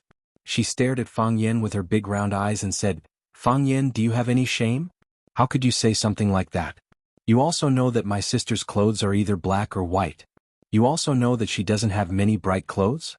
Since you knew, why didn't you think of buying her clothes? Are you a good boyfriend? No wonder eldest uncle and the others don't agree to the marriage between you and my sister. If it were me, I wouldn't agree either. I'm worried that my sister will have to suffer if she marries into the Fang family. I do want to buy one, but your sister has to give me a chance first, Fang Yen said with a wronged expression. A few days ago I said that I wanted to bring her to Beijing for a walk, but she refused. If she doesn't come with me, how am I going to choose clothes for her? You can't buy these clothes in Swallow Dock. Yi sneered and said, That's because my sister knows you're up to no good. What you said is too much. What kind of person do you think I, Fang Yen, am? I never thought of deliberately taking your sister to a hotel in Yanjing to get a room. Anyway, she's my wife. Why should I be anxious about this kind of thing? You said it. Then tonight my sister will go back with me and stay at my house. I've also stayed at your house. Your house is not big and it's not convenient to stay there. I've already booked a hotel room. Fang Yen, didn't you say that you never thought about it? I didn't think about it, Fang Yen said. That's what I naturally did. Moreover, I booked a double standard. Each of us has a big bed. Can sleeping in the same room make you pregnant? Shameless. You're prejudiced against me. Anyway, I won't let my sister be alone with you. How can you be so shameless? I only booked a room. Why do you have to come and squeeze with us? What if you peep at me when I take a shower and change clothes? Let me tell you, I'm still a virgin. Although I've been laughed at, it proves that I'm not a casual man. I'm not willing to share the same room with a woman I'm not familiar with. Who wants to share a room with you? Who wants to peep at you taking a shower and changing clothes? You want to peep at me taking a shower and changing clothes, right? Look, you've exposed yourself. You just want to sleep in the same room with us. Fang Yen looked at Yi Ro and said seriously, Let your sister go home by herself at night. You can't leave a beauty with us. You know that I'm not a man who can stay calm even when I'm in love. Yi Ro smiled and watched Yi and Fang Yen quarrel. Although she didn't like to talk, she liked such a lively scene. Because she felt that Fang Yen regarded Yi as his family. She regarded her family as his family and she liked this feeling. Sister. Yi stamped her feet and said, You can't sleep with him at night. But I can't sleep with you. Who wants to sleep with you? In your dreams. You wanted to rush up and beat up Fang Yen. She said, My sister will sleep with me tonight. You can sleep in the hotel. Yi Ro is my girlfriend. Why should she go back with you? She's also my sister. Yi sneered. If she doesn't go back with me, I'll call my uncle. I'm not a troublemaker, but I can't stand this kind of thing. Fang Yen said to Yi Ro angrily, She dared to threaten you. If I were you, I wouldn't go back tonight. I'd like to see what they can do to you. Yi Ro smiled, put her arm around Ye's shoulder and said, I'll go back with you. Fang Yen felt that his head was going to explode. All his hopes were shattered. The police uniforms, the flight attendant uniforms, the nurse uniforms, and the female prisoner uniforms were all gone. He glanced at Fang Yen proudly and said, Where were we? By the way, we need to choose clothes. Yi took Yi Ro's hand and walked to the clothes rack. She picked out a blue dress and said, Sister, I think you must look beautiful in this dress. Why don't you try it? Miss, you really have a good taste. This is our latest style this year. The salesgirl next to her flattered in time. Yi Ro didn't hesitate. She lifted the dress and walked into the changing room. Yi and Fang Yen were waiting at the door. Yi sneered and said, Don't think I don't know what you men are thinking. You really don't know, Fang Yen said seriously. Don't you just want to sleep with my sister? No, I don't. I just want to give your sister a chance to sleep with me. Fang Yen shook his head and said, I'm afraid that your sister will be suffocated. Fang Yen. We're all adults. We have to face this kind of problem. I knew you were shameless, but now I know you're even more shameless than I thought. I just don't understand why you don't like me. Why should I like you? What do you have that makes me like you? I'm kind-hearted and kind. You don't have any of these, do you? Yo, are you flirting with your boyfriend? The annoying voice sounded again. Liamo walked over with her boyfriend Hu Jinyu. Liamo, he's not my boyfriend. Yi retorted angrily. It was okay to say that she was poor or ugly, but it was too insulting to say that Fang Yan was her boyfriend. Yi couldn't accept it at all. Calm down, calm down. I'm just saying. Liamo said with a smile. I know you have a good relationship with many boys at school. At that time, I also thought they were your boyfriends. But then I thought it was not right. How can someone have so many boyfriends? So this one must not be your boyfriend. Liamo. Yi raised her voice and shouted. This time she was really angry. Are you done? What do you mean I'm done? I came to say hello to you when I met my classmates. What's wrong with that? What's wrong? Did I expose your secret? Did I let you expose the fact that you have a lot of lovers? I didn't say anything wrong. It's just like that. Do you believe that I won't tear your mouth apart? I don't believe it. Liamo said word by word. Yishinshin, those boys flatter you. I won't give you face. I don't believe it. I'm standing here today. What can you do to me? Yi didn't say a word. She slapped Liamo's face. Liamo's slap missed because her tender arm was held by Meng Jinyu, who had been keeping an eye on her. Meng Jinyu scolded Yi while feeling the smoothness in his hand. He said with a straight face, Why are you so uneducated? You can't beat others with words? Or your parents? Is this how they discipline their children? You look beautiful, but what you do is so shameful. You're a typical green tea bitch. Fang Yan. Yi cried. At this time she really needed support. Fang Yan threw the big and small bags in his hand on the ground. He looked at Meng Jinyu and said, Let go of your hand. What are you? Meng Jinyu stared at Fang Yan with disdain and said, Where did this little wild dog come from? But it's true. A bitch with a dog is a genius. Fang Yan grinned and said, It's quite smooth. As he spoke, he punched Meng Jinyu's nose. Chapter 727. Crack. There was a crisp sound and then a stream of blood rushed forward. Because Meng Jinyu was facing Yezi, when his nose spurted blood, Yezi and the salesgirl standing next to her suffered at the same time. Yezi's body was splashed with some bright red blood, and the salesgirl who was about to step forward to stop the fight, was covered with red blood. Ah! The salesgirl was a young and beautiful girl. She had never experienced such a scene. She reached out to touch her face and then her hands were full of blood. She was so scared that her face turned red and she screamed. Meng Jinyu glanced at the salesgirl and thought to himself, He hit my nose, why are you screaming? How can you steal the limelight like this? After condemning the salesgirl for overstepping her authority, Meng Jinyu screamed at the top of his voice like a victim should. Ah! Meng Jinyu also screamed. He felt that his moaning was much more authentic and passionate than the salesgirl. His nose really hurt. His body fell back a few steps quickly, and then he stopped leaning against a shelf. Meng Jinyu reached out to touch his nose, but the pain there made him dare not touch it at all. He couldn't even touch it lightly. Ah, ah, ah, women with big breasts reacted slowly. Liamo finally saw what was happening in front of her. After screaming, ah, 3 times in a row with a high decibel voice, she finally stole the limelight. Liamo carried the bag in her hand and quickly ran to Meng Jinyu's side. She reached out to touch his nose and cried, Honey, how are you? Are you okay? It hurts. Slap. Meng Jinyu slapped her face and scolded, Are you AF asterisk king idiot? Didn't you see my nose? My nose collapsed. Collapsed. Motherf asterisk her, it hurts like hell. I tell you it's not over today. Liamo was slapped in the face, leaving a clear palm print on her face. After standing there for a while, she ignored Yezi's sympathetic eyes and walked towards the man again. She blushed and apologized, Honey, I'm sorry, I was too worried about you. Are you okay? Let's go to the hospital. What hospital? Call someone for me. Meng Jinyu pointed at Fang Yan and then at Yezi. He covered the blood on his face and cursed, I want them to die. I want them to die without a burial place. Bitches and dogs will last forever. This son of AB asterisk T dared to hit me. He broke my nose, I want him to suffer a fate worse than death. Call old Six, quickly call my good brother old Six, ask him to bring his brothers here.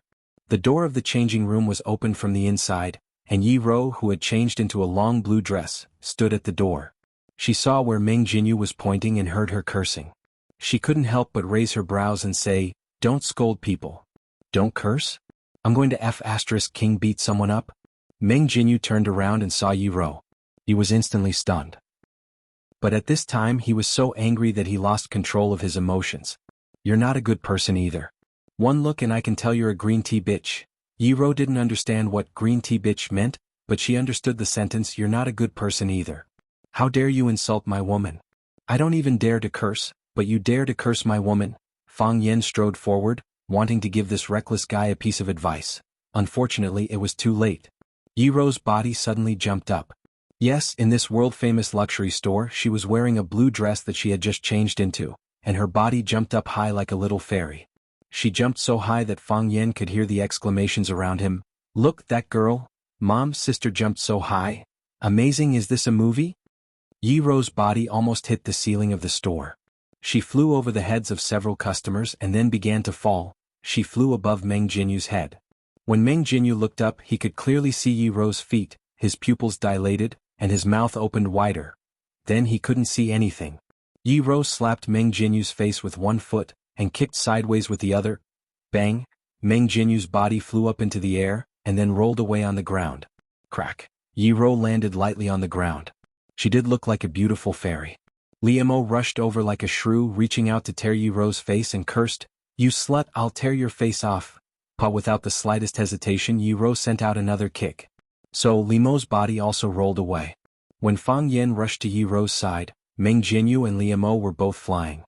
"What do you want to say?" Yi Ro stared at Fang Yan and asked. Looking at the blue dress on Yi Ro, Fang Yan said happily, "Ha, I told you. You look good in a blue dress. And? You didn't hurt him, did you?" "He cursed you," Yi Ro said angrily. Meng Jinyu raised his head with difficulty and shouted at the security guards who rushed over, "Call the police! Call the police! I want them dead, I want them to live a life worse than death. Call the police!" When they walked out of the police station it was already a little dark. Ruan Qian sent away the police chief who personally saw him off, and looked at Fang Yan and Yezi. Yi Ro laughed and said, "I often see you fight, but this is the first time I see you in the police station. Is it funny?" Yi Ro looked at Ruan Qian and asked expressionlessly. Ruan Qian was shocked and quickly stopped laughing. He waved his hand and said, it's not funny at all." Because of the relationship between Fang Yan and Yi Ro, the relationship between them and Yi Ro had improved. But Yi Ro was notorious, and if Yi Ro got angry they would still be a little afraid. Seeing Ruan Qian's fierce reaction, Yi Ro slightly raised the corner of her mouth and said, "It's quite funny." "Ah ha ha." Ruan Qian laughed while observing Yi Ro's expression. As long as the situation was slightly wrong, he would immediately change his style. He felt that his life was really too hard. He didn't know how Fang Yan could bear such a violent woman. Fang Yan and Yezi also laughed out loud. They didn't expect Yi Ro to have such an adorable behavior. Ruan Qian also didn't want to live under Yi Ro's oppression. After laughing a few times, he looked at Yezi and said, "Boss asked me to pick you up. He asked you to go home for dinner tonight?" No need. Fang Yan quickly waved his hand and said, "We're going to eat something outside." "I'm afraid not." Ruan Qian insisted. "Boss said that we must have dinner at home tonight. He still has some things to deal with in the ministry and he will go home after finishing them." Fang Yan hooked his arm around Ruan Qian's neck and said in a low voice, "Brat, are you deliberately trying to ruin my plan?" "I have no choice." Ruan Qian glanced at Yezi and said in a low voice, "Boss personally gave the order. I'm now begging for food under him and I have to listen to him." Then he raised his voice and put on an incorruptible look. "Make an exception? How can I make an exception for this kind of thing? As his secretary, I can only unconditionally execute the order given by our big boss. Besides, why do you need to make an exception for this kind of thing? Our big boss is inviting you home for dinner. This is the glory that many people want. How can you not appreciate it? Then you help me think of a way. I don't want to see that old fox Yi Dowling and I don't want my girlfriend to see him. What can I think of? You also saw that the boss's daughter is watching from the side. If I don't convey his meaning he will talk to his father when I go back. Won't I be in trouble?" He raised his voice and said loudly, "Besides, it's rare for our boss to have time to go home for dinner. If the invited guest doesn't go, isn't it not giving our boss face? I advise you to go back with me. If our boss is angry the consequences will be very serious." Yezi glanced at the scene in front of him and muttered, "These two idiots." Then he said loudly to Ruan Qian, Ruanqian, go back and tell my dad that I have an appointment with my classmates for dinner tonight, so I won't go back for dinner. My sister will accompany me. What about Fang Yan? Ruanqian asked. Fang Yan? We haven't seen Fang Yan before. Yezi said. Ruanqian secretly gave a thumbs up to Fang Yan and said loudly, Okay miss, I will go back and report to the big boss. Yezi took the blame for herself and Ruanqian naturally had no opinion. The big boss loved Yezi's daughter the most, so he probably wouldn't be too angry. After Ruanqian said goodbye to Fang Yan and Yi Rou, she drove away happily. They were very happy that Fang Yan and Yi Rou could be together. Of course, they were also happy that Fang Yan and Qin Tian were together. However, if Fang Yan was together with Yi Rou and Qin Tian, they would feel bad. They were both men with 2 legs. What? Yezi looked at Fang Yan and said, Are you satisfied now? What do you want to say? Fang Yan said with a smile. I don't understand. Still pretending? Yezi's face was full of contempt. Don't you want to sleep with my sister? Why don't you dare to say this kind of thing? Chapter 728. Inside the police station, Meng Jinyu's face was swollen. He sat there looking like a volcano that was about to erupt. Li Mo's cheeks were red and swollen. She stood behind him, not daring to say a word. Today's matter in the end was caused by her. If it wasn't because she wanted to show off in front of her classmate Yi Xinchen that she had a rich husband, how could so many things happen later? She knew that Meng Jinyu had a belly full of anger that couldn't be vented, so it was best not to provoke him now. Li Mo really couldn't understand how things developed to this point. Wasn't it just a greeting between classmates? This wasn't the first time something like this happened. The police chief, Wei Xianqing, came back. When he saw Meng Jinyu sitting there, his face became gloomy, and he was about to walk right in front of them. Old Wei. Brother Wei. Meng Jinyu saw Wei Xianqing and quickly jumped up to stop him. Brother Wei, it settled just like that? They hit me and they just let him go. It settled just like that? Wei Xianqing raised his eyebrows and looked at Meng Jinyu with an even more embarrassed expression. He said, Meng Jinyu, how do you think this matter should be settled? They hit me, there should be some punishment, right? Isn't that right? Then how do you think the punishment should be? Lock them up for a few days? There should be an apology, right? Let them go just like that. Look at my face, didn't they hit me for nothing? Meng Jinyu relied on the fact that he and Wei Xianqing were old acquaintances, so his tone was a bit casual. Lock them up for a few days? Let them apologize to you? Wei Xianqing's eyebrows jumped and he said with a sneer, Meng Jinyu, you don't want to King live, don't drag me down with you. I know better than you what kind of person you are. How many cases have you left with me? How many times have I cleaned up your ass? But you can offend anyone, but you offended these big shots. Do you know that you King kicked an iron plate today? Not to mention that I can't protect you, even myself. As long as they don't let this matter go, one word and I will be kicked out of my current position. Do you know who you have offended? Do you know how much trouble you've caused? That's impossible, Li Mo said with a look of surprise. Yi Xinchen, she's very ordinary. I've never heard of her family having any connections, and it's easy for her to get along with her classmates. Are you retarded? Who said that it's related to me to dress up like a hostess like you? Besides, do you think people of your level have the right to know about the relationship between their families? Brother Wei, who's your brother? Meng Jinyu, if you don't want to harm me, then don't call me brother. I can't take it. Chief Wei. Chief Wei. What kind of background does his family have? Can we finish him off? What kind of background? Wei Xianqing sneered and said, You better not know. I'm just afraid that your small back won't be able to take it. They're still outside and haven't left. If I were you, I'd quickly run out and apologize to them, and try my best to smooth this matter over. When they take revenge, I'm afraid you won't even know how you died. Don't you just want to sleep with my sister? Why can't you say it out loud? Fang Yan's face changed and said, How can you think of me like that? I want to sleep with your sister, but that's to protect her. You saw it just now. That person is very powerful. Your sister beat him up like this. What if he calls for revenge at night?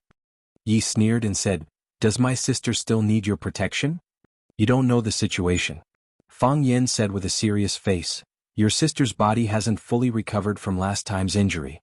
She jumped so high this time and used her body's true qi. Her body is extremely tired. If I can't stay by her side, her situation will be very dangerous. Fang Yan thought for a moment and added, I also have to transfer true qi to her at any time to prevent her internal breathing from becoming chaotic and damaging her dantian and sea of qi. Do you know what kind of bad effects a damaged dantian and sea of qi will have on us martial artists? Yi shook her head and then nodded. Although she didn't practice martial arts, she was born in an ancient martial arts family and had some basic knowledge of some martial arts. She will die, Fang Yan said in a low voice. Do you think I should sleep with your sister? I know you're lying to me. Yi looked at Yi Ro with uncertainty and said, My sister looks good. Fang Yan shook his head and said, Your sister? She's too headstrong. Her body is so fragile, but she still pretends not to let you worry about her. Do you know how many times she secretly shed tears these days? Yi punched out and scolded angrily, Fang Yan, you idiot. My sister doesn't cry at all. Really? Fang Yan dodged Ye's attack neatly and said with a smile, How can a woman not cry? My sister doesn't, Yi said proudly. I've never seen my sister cry. That's because she doesn't want outsiders to see her inner weakness, Fang Yan retorted. He walked to Yi Ro and looked at her lovingly and said, Let's go eat first? Then I'll buy you some clothes. Just now when Yi Ro was trying on clothes, there was such a conflict. In the end, Yi Ro kicked and ended the farce that made people not know whether to laugh or cry. However, the shop called the police. Fang Yan, Yi Ro, and Yi Ro were taken to the police station for interrogation. Although Yi Ro called his father Yi Daoling on the way, and his father immediately sent his secretary Ruan Chen to deal with it. However, time was still delayed and Yi Ro couldn't buy a suitable dress. Yi Ro nodded and said, Okay. When the three were about to stop a car and leave, Meng Jinyu and Liu Mo ran out of the police station. Meng Jinyu quickly ran to Fang Yan and shouted, Mr. Fang? Mr. Fang? Fang Yan looked coldly at the culprit who delayed their time and affected their mood and said, What? You want revenge now? If you want revenge, bring people here tonight. Bring more people. Yi Ro looked at Fang Yan as if she was looking at an idiot. She thought that this guy would really do anything to sleep with his cousin. No, Mr. Fang, you misunderstood. Meng Jinyu waved his hand and said, Mr. Fang, I didn't mean that. I didn't think about revenge. After Director Wei's education, I deeply realized my mistake. I'm here to apologize to you. I drank some wine today and did some stupid things. I'm regretting it now. Mr. Fang, please forgive me this time. I won't make such a mistake again in the future. Okay. He reached out to pull Liu Mo to the front and said, Liu Mo and Miss Yi are classmates. This is really a case of water rushing against the temple of the Dragon King, one family fighting another. Little Liu Mo, you should also apologize to Miss Yi. This matter is all on us. Liu Mo looked at Yi Ro strangely as if it was the first day she met her. This girl who dressed in ordinary clothes, did things in an imposing manner, and got along well with her classmates in the class. Yi Xinchen, who was even secretly called a female loser, actually had such a terrifying identity? Even her husband. Even a guy like Meng Jinyu couldn't suppress her? She had such a powerful identity and background, why was she so low-key? Liu Mo. Meng Jinyu was a little impatient and said in a low voice, quickly apologized to Miss Yi. Liu Mo tried to squeeze out a stiff smile, looked at Yi Ro and said, Xinchen, what happened today is my fault. I caused trouble and deliberately wanted to anger you. You are a magnanimous person, don't lower yourself to my level. Yi Ro looked at her coldly and said nothing. She knew that she was not truly repentant. Bullying the weak and fearing the strong was a cancer that grew in her bones. To such a person who was not even a friend, what was there to say? Words like, forgive, should only be said to people who care about you, right? Seeing Liu Mo apologize, Meng Jinyu's expression softened a little. He looked at Fang Yan with a smile and said, Mr. Fang, this matter is over? Fang Yan squinted at him and said, Are you afraid of our revenge? No. Why would I? How could a person like Mr. Fang lower himself to the level of a nobody like me? Isn't that right? Meng Jinyu said and laughed. Fang Yan did not laugh. He looked at him seriously and said, Why wouldn't I lower myself to the level of a nobody like you? The big shots bully me because they think I'm weaker than them. You bullied me before because you also think we are weaker than you. Now that you realize that the situation is not right, that you have hurt yourself from kicking yourself, and then you boast that you are a nobody, I hope that we, who are big shots in your heart, will not lower ourselves to your level. Mr. Fang, that's not what I meant, I can compensate. When you bully others, you're arrogant and willful, but you don't give up on bullying me just because I'm a nobody.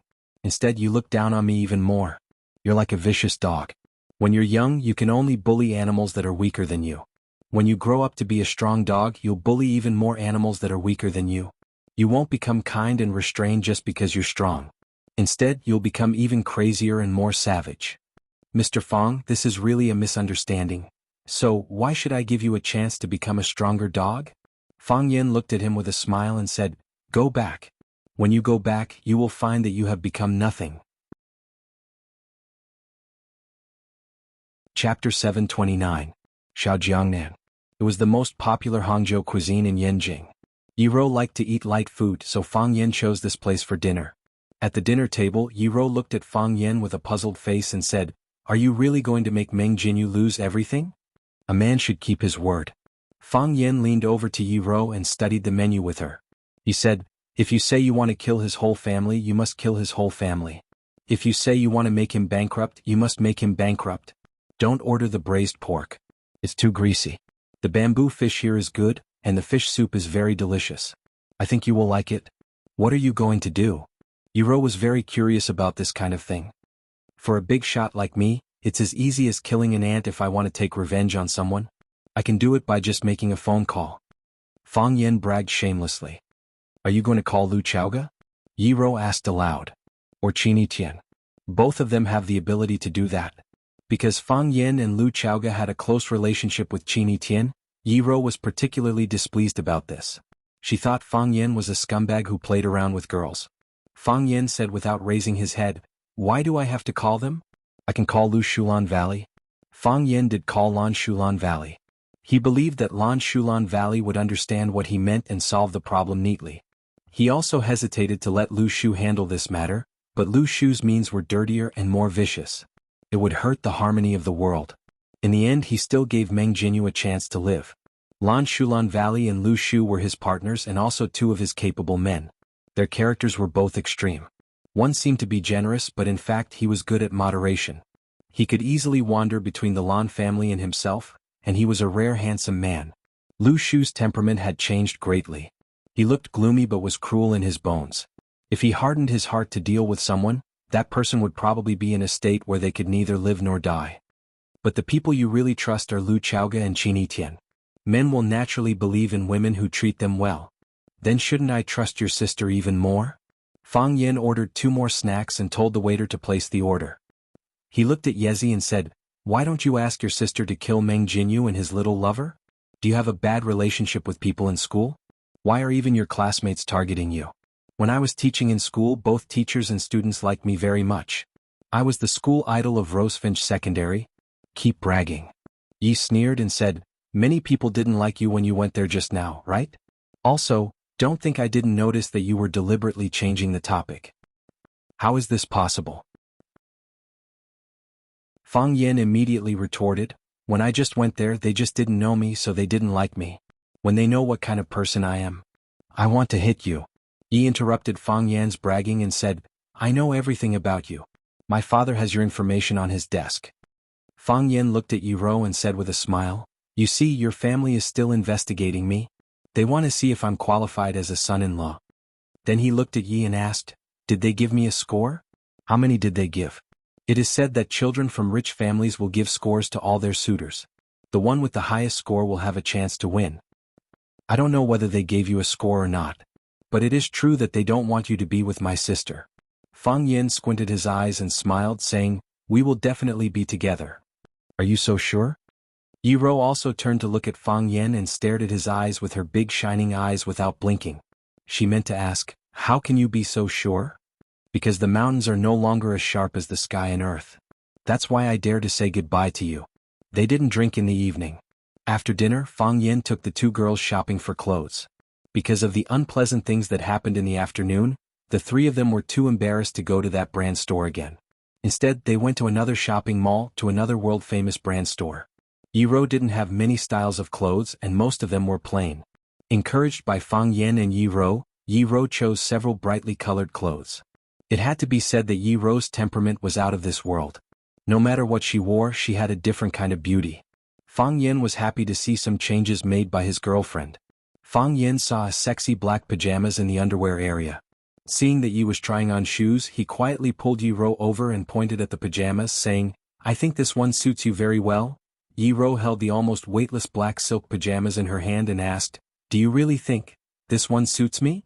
"I think it's quite good," Fang Yen said seriously, "and you didn't bring your pajamas this time. You need to buy pajamas. Otherwise, what will you wear at night?" Yi Ro nodded and said, "Since you think it suits me, then buy it." Okay, I'll pay for it." Fang Yen nodded excitedly and said, "It looks more suitable for you, doesn't it?" Yi Ro whispered behind him, "How come?" Fang Yen was scared and quickly denied, saying, "This one is too small for me to wear." When they came out of the shopping mall, the whole city was brightly lit and had entered the carnival season at night. Yi Ro held Yi Ro's hand and refused to let go, saying that she would take her to meet her friends. Fang Yen held Yi Ro's hand again and refused to let go, saying that he would go wherever Yi Ro went. So, the three of them took a car together to a club called Elegant Gentlemen. Yi Ro was obviously a regular here. When they arrived at the door, someone greeted them. The receptionist in a red Han costume seemed to be familiar with Yi Ro. She said with a smile, "Miss Yi, Child Chin and others are waiting for you at the Butterfly Loves Flower House." Yi Ro nodded and explained to Yi Ro beside her, "Chin Feng is a guy from our academy. His father works in the Ministry of Finance." Yi Ro nodded as if she remembered Chin Feng's identity and didn't care about these things at all. This elegant gentleman's club was built in the classical Wuxia style. It was mainly made of wood and decorated with halls, terraces, pavilions, rockeries and stones. The waiters inside all wore long robes with wide sleeves, looking like a relic of the Wei and Jin dynasties. The fragrance of tea permeated the air and the music was pleasant. It looked like a very elegant place indeed. Nowadays people in the city were interested in novelty. Some places that were nostalgic or full of primitive and wild flavor were popular and sought after. For example, the beast hunting garden and here. The waitress did not take Fang Yen and others to the box first. Instead, she took them to a very secluded place to change clothes. Fang Yen looked at Yi Ro with a puzzled face. Yi Ro said, "Just listen to her arrangement." Fang Yen was taken to a separate locker room. The beautiful waitress said with a smile, "Sir, do you need to take a bath first?" "No need." Fang Yen stared at her vigilantly and said, "What do you mean? I tell you, don't have any bad ideas about me. I came with my girlfriend. The one in black just now is my girlfriend. She's good at fighting." "Sir, you misunderstood. This is a formal place." The waitress explained with a smile, "The reason I asked you to take a bath first is that you can better feel the smell of incense later." "Incense? Sir, aren't you here to eat?" Fang Yen thought about it and said, "Okay. I'll listen to your arrangement. I'll take a bath first." Fang Yen went into the bathroom to take a bath. When he came out, the waitress had prepared a white Han costume for him. Fang Yen felt a little strange in this dress, but he was not unfamiliar with this style. Because Swallow Dock was originally a special place with a strong traditional style. Fang Yen put on his clothes and the waitress helped him tie his belt. She said, "Sir, please come with me." Led by the waitress, they walked toward the small buildings in the backyard. At the door of a small building with a butterfly falling in love with flowers hanging on the door, the waitress knocked on the door, and there was laughter coming from inside. "It must be Yi Ro." Yi Ro said she would bring her sister over. Her sister is also a beautiful woman. "Brothers, please give in." Creak. The wooden door was pushed open from the inside, and a man in a black Han costume stood at the door with a smile on his face. He opened his mouth to speak, but when he saw Fang Yen behind the waitress, the smile on his face instantly froze. He looked at Fang Yen and asked, "Who are you looking for?" Fang Yen looked at him with a smile and said, "Are you a friend of Yi Ro?" "Yes. Who are you?" The man stared at Fang Yen more vigilantly. "I am Yi Ro's brother-in-law." Fang Yen said with a smile. "Her sister is my wife. They went to change clothes and haven't come back yet, right? Yi Ro asked me to come over first and get to know you." The man hesitated for a moment, moved aside and said, "Since you are Yi Ro's brother-in-law, please come in." "Thank you," Fang Yen said with a smile. He walked barefoot into the wooden house, where more than a dozen people were sitting on the ground. There were men and women among them and they all looked very young. Tea was brewed on the tea table, and 2 sticks of incense were lit in a copper censer on the table. This kind of fragrance was elegant and fragrant, but not strong enough to make people dizzy. It smelled good spices. Outside, some invisible rich people liked to eat fragrance, and good spices were hard to find. There was even a saying that 1 ounce of agarwood was worth 100 ounces of gold. However, the arrival of Fang Yen suddenly broke the lively atmosphere of the scene. Everyone looked at the intruder with a strange expression. Chapter 730. You could never wake up a person who pretended to be asleep, and you could never defeat a thick-skinned person.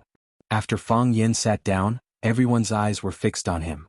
No one was familiar with him, and they didn't know what to say when they met him for the first time. They could only look at each other in awkward silence. Fang Yen looked indifferent.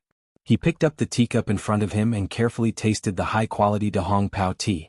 Anyway, he was just an accompanying guest, an inconspicuous but important green leaf beside Yi Wen and Yi Wenro. This was his position in his heart. Chen Feng was Ye's pursuer and the organizer of this party. Although he didn't like Fang Yen, he also knew that since this person was brought here by Yi, he was naturally valued by Yi. If he had a close relationship with Yi, thinking that he might have a close relationship with Yi, Chen Feng didn't have a good impression of Fang Yen. Brother-in-law? Brother-in-law? So what? How did that sentence come about? Wasn't a sister-in-law the intimate little cotton-padded jacket of a brother-in-law? However, he still had to put on a good show. Chen Feng looked at Fang Yen and asked with a smile, "Sir, what's your name?" "Fang," Fang Yen said with a smile. "Oh, Mr. Fang, are you really Ye's brother-in-law?" "Yes." Fang Yen nodded with absolute certainty. Ye's sister was Yi Wenro. If he wasn't her brother-in-law, who else could be her brother-in-law? "I've long heard from Yi that she has a beautiful sister who is as beautiful as a fairy, but we haven't had the chance to meet her. This time she said she would bring her sister to Yanjing for a trip, so we wanted to do our duty as hosts." Chen Feng had a square face and looked a little serious when he wasn't smiling. But when he smiled he looked kind and honest. From his face he didn't look like a treacherous person. He pointed to the two young men who were also wearing long robes sitting opposite him and said with a smile, "Zhang Quan and Li Weiguo wanted to perform well tonight, and maybe they would have a chance to win the beauty's heart, but they didn't expect that the beauty already has a boyfriend. Speaking of which, it really makes me sigh." Li Weiguo had a delicate face and looked gentle. He was drinking tea with a teacup in his hand. After hearing Chen Feng's words, he pretended to be angry and retorted, "Chen Feng, your words are biased. In this room only Zhang Quan and I want to win the beauty's heart? Before Yi and the others came, who was the one who wanted to perform well?" Chen Feng laughed and said, "Didn't you say you two were the loudest?" Chen Feng and said, "Are you?" Li Weiguo looked at Fang Yen and asked, "What do you do, Mr. Fang?" Fang Yen thought for a bit, then said, "I used to be a teacher." "Huh?" Li Weiguo grinned and said, "So it's teacher. It's a good job, the future of our country is in your hands." Li Weiguo said, "This job is good," but the contempt in his eyes was not concealed. No matter how much they wanted their children to hide their strengths and bide their time, they would not let them become teachers. Those without talent could not do it, and those with talent would not want to be trapped in a 3-foot platform. Therefore, from Fang Yan's profession, it could be concluded that this guy had no background or money. Since Fang Yan's identity had been classified, the people at the scene talked freely and unscrupulously. "Mr. Fang, is this your first time here?" Zhang Quan asked with a smile. It was said that Fatso had a lot of tricks. Although Fatso smiled innocently, his hidden shrewdness could still be seen through his flickering eyes. "This is my first time." Fang Yen nodded frankly and said to the people present with a proud look, "If it wasn't for your invitation, I wouldn't have known there was such a good place in Yanjing. Most of the buildings here are in the style of the Wei and Jin dynasties. Although there are some changes, it doesn't affect the overall atmosphere here. This place is different from other clubs. We don't drink or sing and we don't ask for hostesses. Everyone bathes in incense and gathers. There are also poetry gatherings where some eminent monks and famous scholars are invited to give lectures. Of course, this is only possible if you are lucky enough to meet them," Chen Feng explained with a smile. "There are exceptions," Zhang Quan said with a teacup in his hand. "If you are a member of the Elegant Club, you can receive an invitation in advance. Mr. Fang, do you want to apply for a membership card here? The price is not expensive. It only costs more than 300,000 yuan a year. Chen Feng and Mr. Zhong of the Elegant Club are old friends. If he helps you to greet them, you can get a discount." Fang Yen waved his hand and said, "Thank you for your kindness. I rarely use incense. It's fine to feel it occasionally. You don't want to apply for a membership card? Of course you don't have money. Feeling it occasionally is fine? That's shamelessly asking for incense. For parties like theirs, sometimes they bought the incense from the club and sometimes they brought it for themselves. A freeloader like Fang Yen was looked down upon by others.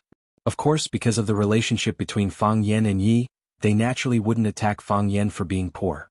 How could they talk about money? If they talked about money, they would appear to have no quality and style, but they could attack Fang Yen for being uncultured. They wanted to use their profound knowledge to conquer Fang Yan. They wanted him to clearly understand the gap between them and himself. They wanted him to be ashamed of himself and to not show his face. So, Li Weigua suppressed his excitement and asked a very stupid question. Mr. Fang, did you use incense before? Fang Yan held the teacup and carefully looked at Li Weigua's expression. It seemed that he was thinking about something very important. After a long time, he nodded and said, I used incense. That's great. Li Weigua applauded and laughed, saying, I didn't expect to meet a kindred spirit today.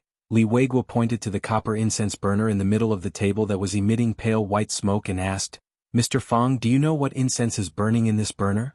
Yi and Yi Ro also changed into wide robes with big sleeves. Yi Ro chose plain white.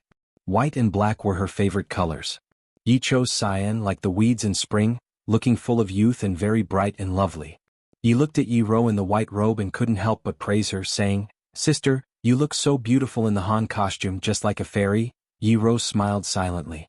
She was very fond of her sister. She touched her sister's hair and said, How can there be a fairy in the world? You are. Yezi said proudly, I heard from my father that if you succeed this time, you will become a fairy. Sister, although I don't know what the way of heaven is, it must be something great to make my father and my uncles so excited. You have always been the most powerful.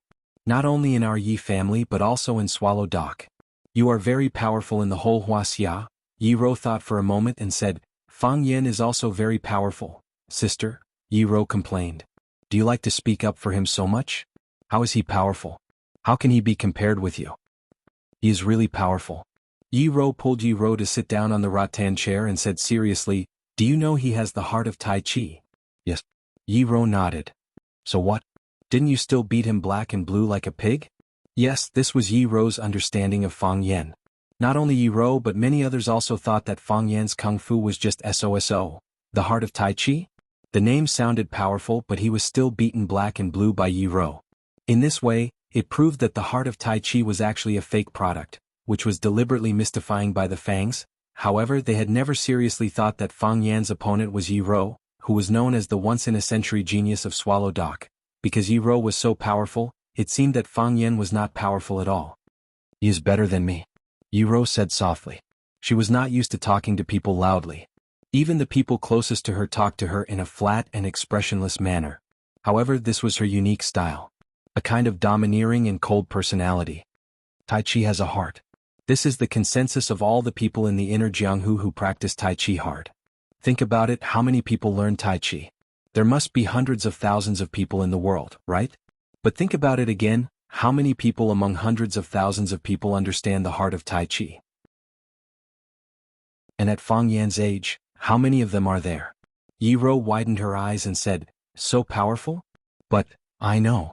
You want to say that he was defeated by me every time we competed and he even ran away. It was really shameful.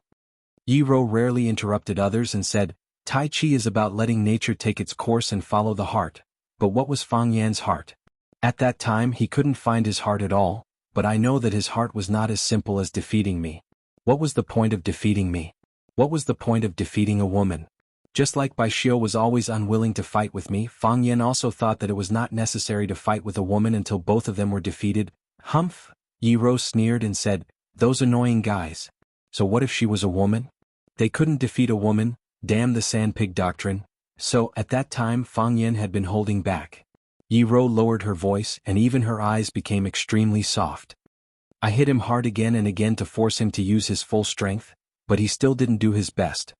Yi Ro was surprised and said in a low voice, So, Fang Yan had already started to hit on you at that time? He did it early.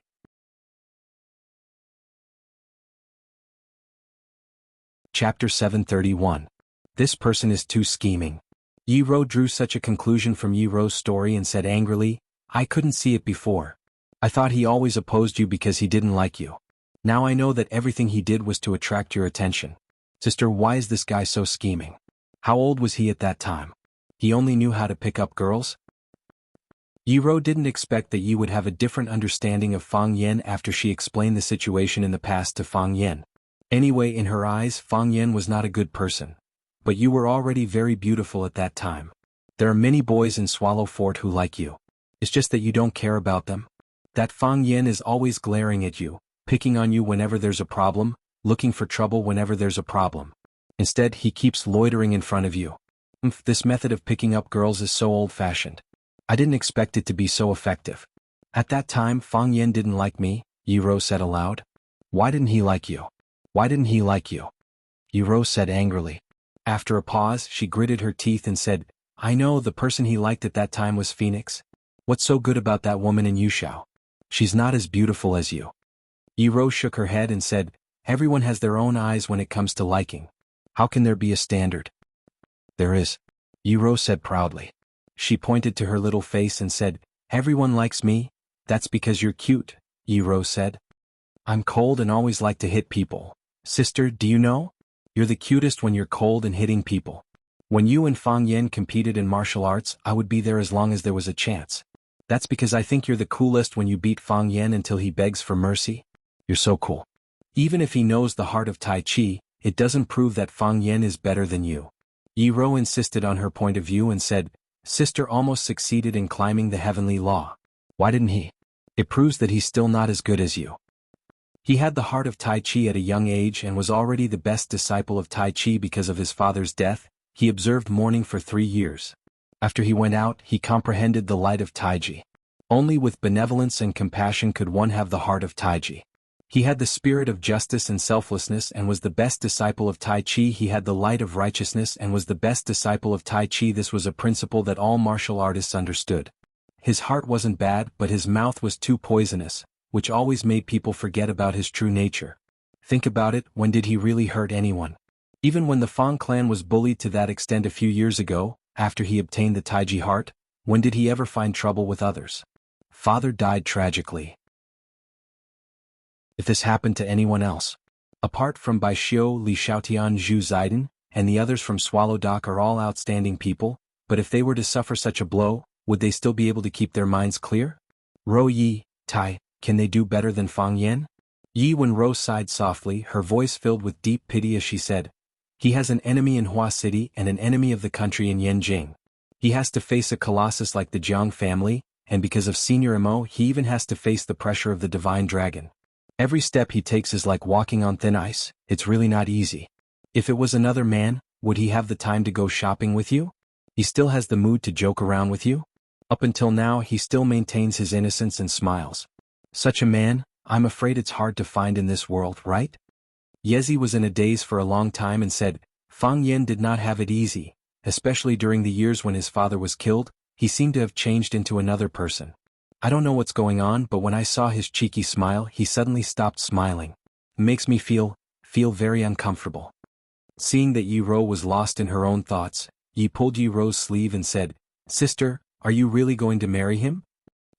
Yi Rou looked at Yi Rou in confusion, not understanding why she asked such a question. I always feel that you can look around, Yi Rou said with a serious face. Sister, you don't go out often, so you have less contact with men.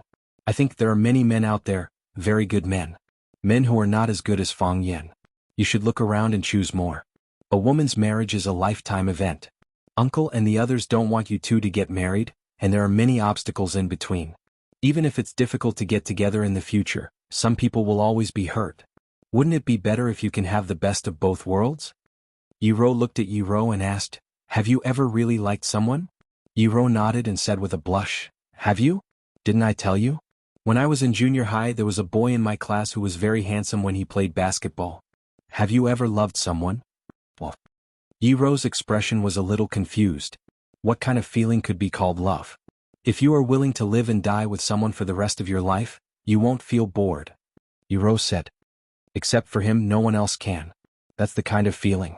Yi Rou shook her head and said, not yet. I'm not even sure what kind of man I will find. Except for him, no one else can. Yi Rou's voice was still calm, but her tone was unquestionable. If he asks me to marry him, I will say yes without hesitation. So I will marry him. Yi Rou was silent for a moment, fiddled with her hair and said, forget it, that's between you two. Why do you explain so much to me? Yi Rou looked at Yi Rou and said, I understand your intention. You arranged such a gathering to let me see more men, to see some other outstanding men in Yanjing. But my eyes can no longer contain other men. I won't even look at them. Yi Rou smiled bitterly and said, I know I can't hide it from you. My dad asked me to do this and take you to see more people. I don't want to. I understand. Yi Ro nodded. She wanted to believe Yi Ro's explanation, and she also knew that there were other elders' thoughts in it. However, since she fell in love with that man, nothing was more important than this.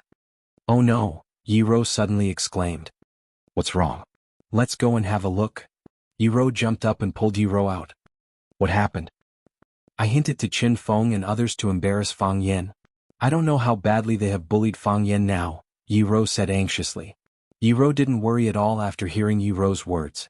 She was still pulled by her sleeves and walked quickly, but she looked calm and said, "It'll be fine." What about them? Yi Ro smiled slightly. She didn't believe that anyone could bully Fang Yan. They walked quickly and came to the Butterfly Loves Flowers box under the guidance of the waiter. As soon as they arrived at the door of the box, they heard Fang Yan's voice coming through the wooden doors and windows. The heart of wood is placed in the water. Those that can sink in the water are called agarwood, and those that can sink with the water are also known as water sinks. Those that are half sunk are called plank incense. Those that are not sunk are called yellow ripe incense. It's recorded in the Compendium of Materia Medica, not by me. The most precious agarwood is agarwood, which is also divided into different grades. Japanese subdivided into 5 grades such as white agarwood, red agarwood, yellow agarwood, purple agarwood, black agarwood, and many other names. Agarwood is often not available for money nowadays. It is said that the grade of agarwood is based on the comfort of the taste, and white agarwood is the highest. Of course, I haven't tasted this kind of white agarwood before. The most used one is purple agarwood. After agarwood is red earth agarwood. Those that grew in yellow-colored yellow soil were called yellow soil agarwood. Those that grew in red-colored red soil were called red soil agarwood, and those that grew in brownish-black soil were called black soil agarwood. What was burning in the copper stove should be red soil agarwood. If I'm not wrong, it should be the relatively rare red earth agarwood. Which place has the best red earth agarwood? Someone asked aloud. It could be heard that the voice of the person who asked the question was very humble. It seemed that he had accepted Fang Yan's identity as a fake expert. The red earth agarwood of Phu Sen in Vietnam is the highest grade, just like the wine of the Bordeaux region. It has a symbolic meaning. When we drink outside, when we hear that it is the red wine of the Bordeaux region, we all feel that it is a grade higher than other wines. The grade of red earth agarwood is determined by age. For example, the quality of the same material buried in the soil for 100 years and 200 years is different. The higher the value, the better. The longer it is buried in the soil, the original softwood parts will be eroded by soil organic matter and the remaining immortal essence will be lost. Thus, a fundamental change will occur. The aroma will become stronger without the smell of wood. If it is buried for a long time, the surface will crack. This is what people in the industry call carbonization. This kind of agarwood is the best and the most expensive. It is difficult for us small people to see it, but it is not a rare item for everyone here. After Fang Yan finished speaking, it was the peak of the people's questions. Mr. Fang, what do you think of the soft silk agarwood? Mr. Fang, do you have any precious collections? Can you let us broaden our horizons? Don't ask. Let Mr. Fang drink some water to moisten his throat. What happened? It sounds different from what I imagined. Didn't we agree to let these people embarrass Fang Yan? How come they all become his fans in a short time? You're more knowledgeable than me. There was a smile at the corner of Yi Wen's mouth. Ye's expression was stiff. She looked at Yi Ro, opened the wooden door and walked in. Chapter 732. One was dressed in snow-white clothes, elegant and charming, like a fairy from heaven. The other was young and charming, like a beautiful girl next door. Yi Ro and Yezi, the pair of sisters, walked in side by side and immediately attracted the attention of all the men in the room. A fair lady was a gentleman's match. Even if they couldn't wait for it, they could look at them for free. Even the eyes of the only 2 women in the room were bright and gloomy, as if they were ashamed of their inferiority. Staying in the same room with such women, how could any man notice their existence? Yezi looked at the people in the room with a sweet smile and said, "What are you talking about with Fang Yan? It seems that you are having a good chat." Fang Yan? Hearing this name, many people in the room were moved. They only regarded this young man as Yezi's brother-in-law and only knew that his surname was Fang. For the sake of Yezi, they also called him Mr. Fang. Later they learned that he was knowledgeable and knew all kinds of spices that they were obsessed with. Even Li Weigua, who was the most proficient in them, had to admit that he was inferior to him. However, in their eyes, this man was just a teacher or a knowledgeable teacher who knew some techniques of agarwood and talked calmly and admiringly. No matter how excellent he was, no matter how extraordinary he was still a teacher.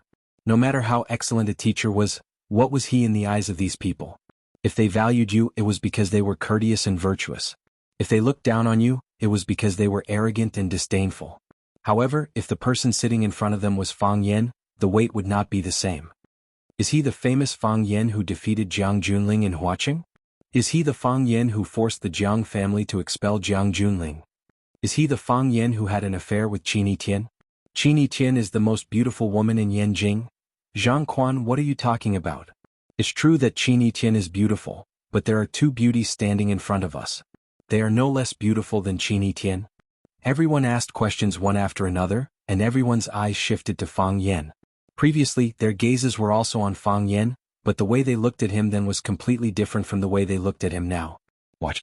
Just like the singers on the stage or the clowns on the stage of an acrobatic troupe, they would occasionally go to watch and they would even be willing to drink with one or two of the big stars, but when it came to deep friendship, how was that possible? Paying attention to him was different. You had to pay attention to him, pay attention to his every word and action, and even think about how to respond to him. If Fang Yan was the Fang Yan they were talking about, then all the young masters and ladies in this room should give Fang Yan the appropriate treatment. He would be treated in a manner befitting of his reputation, abilities, and resources. This was class. Yiro looked indignant. Not only did they change his script without permission, but they all behaved like this after hearing his name. Are you still young masters who take a few lackeys to flirt with innocent women? Yiro looked calm and indifferent, but her eyes were fixed on Fang Yan's face from beginning to end. Even if her eyes occasionally moved to other places, her mind was still on Fang Yan. As she said, since she fell in love with Fang Yan, she would not look at other men. She liked this state. She liked people to pay attention and respect to Fang Yan. It was not that she was vain. She just thought, if others treated Fang Yan like this, it would prove that her husband was excellent and powerful. Well, okay, she was still a little vain.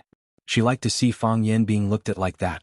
She did not want the man she liked to be despised and looked down upon, which was even more unacceptable than being despised and looked down upon herself.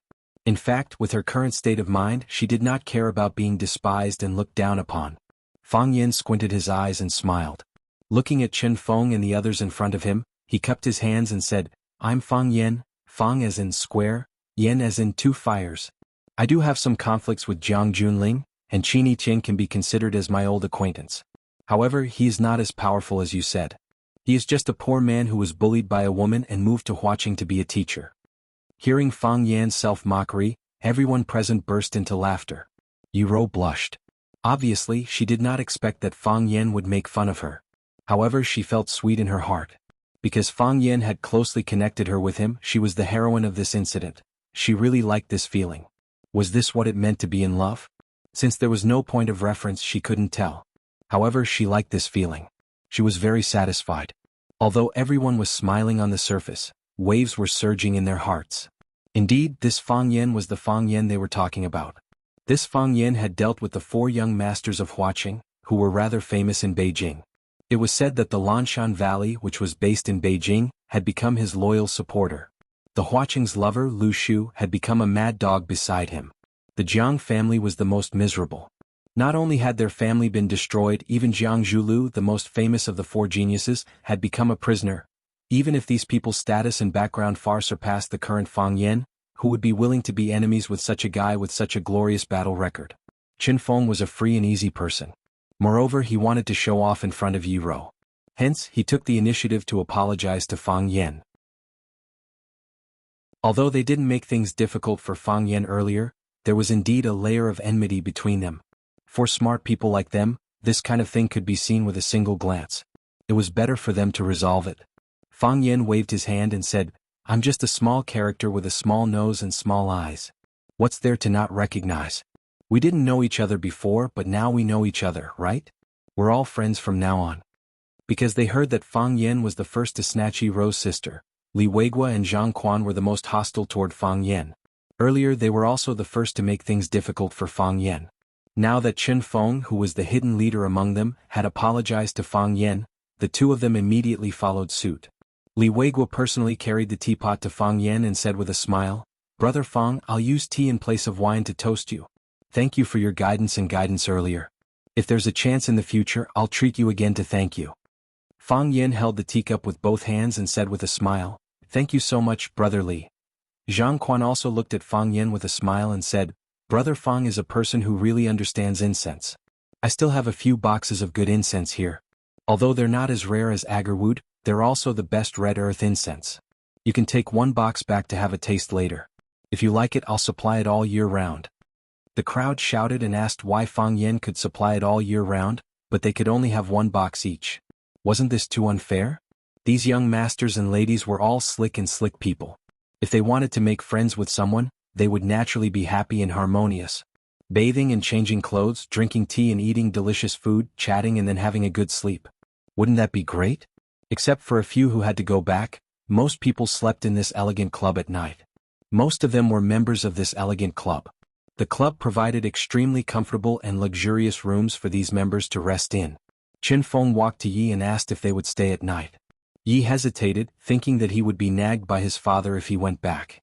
It was better to stay in this elegant club for one night than to get a room in a hotel.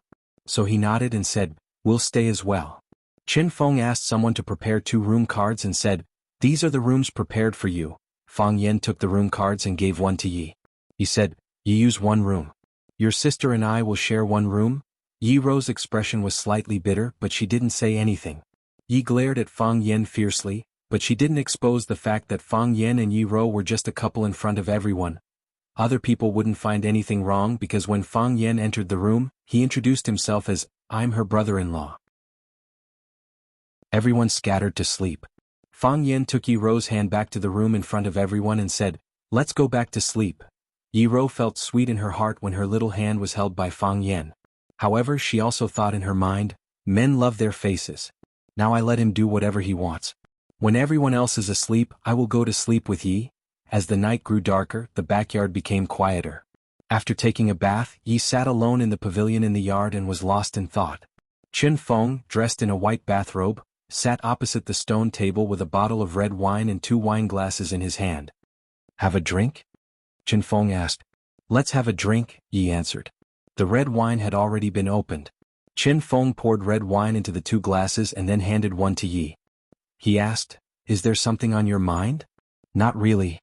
Yi's eyes were empty. Obviously she was still immersed in her own thoughts. Clang. Qin Feng touched Yi's glass with the one in his hand, took a mouthful of red wine and said, Isn't it too unethical of you to do this? You asked us to make trouble for him, but you didn't tell us his identity.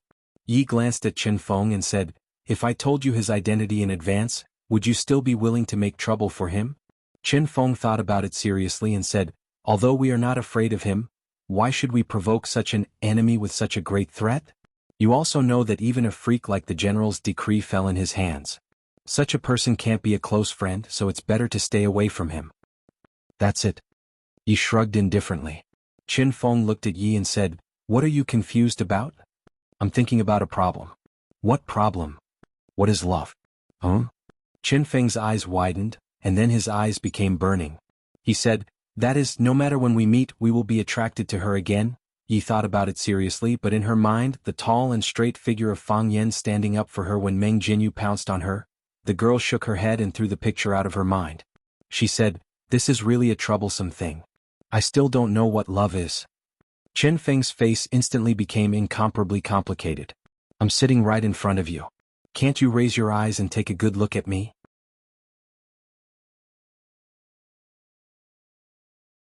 Chapter 733. After entering the room, Fang Yen was at a loss of what to do.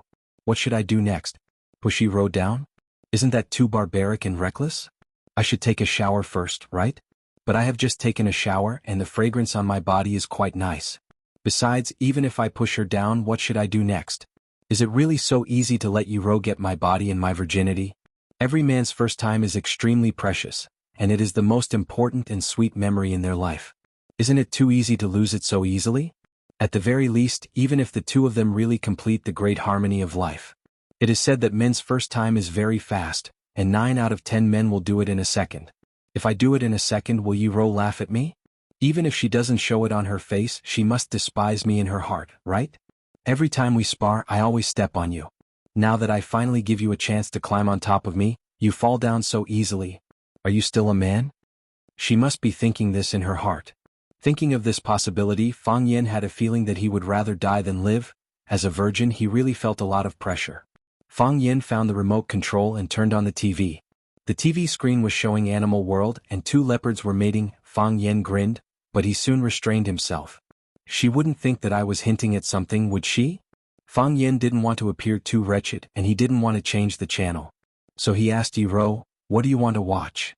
Yi-Ro walked to the living room and sat down, saying, "Anything." This question was too clever and perfunctory. It was useless to ask. Fang Yen put down the remote control, looked at Yi-Ro and said, "Let's talk for a while." Yi-Ro looked at Fang Yen strangely, thinking, "Aren't we talking all the time?" However, she still nodded obediently. Yi-Ro had a cold personality and didn't like to talk. Moreover, if someone touched her bottom line, she wouldn't hesitate to punish them severely. But when she was alone with Fang Yen, her docility and obedience could melt anyone's heart. Fang Yen sat down beside Yi-Ro. He thought for a moment and moved closer to her. After some thought, he moved closer.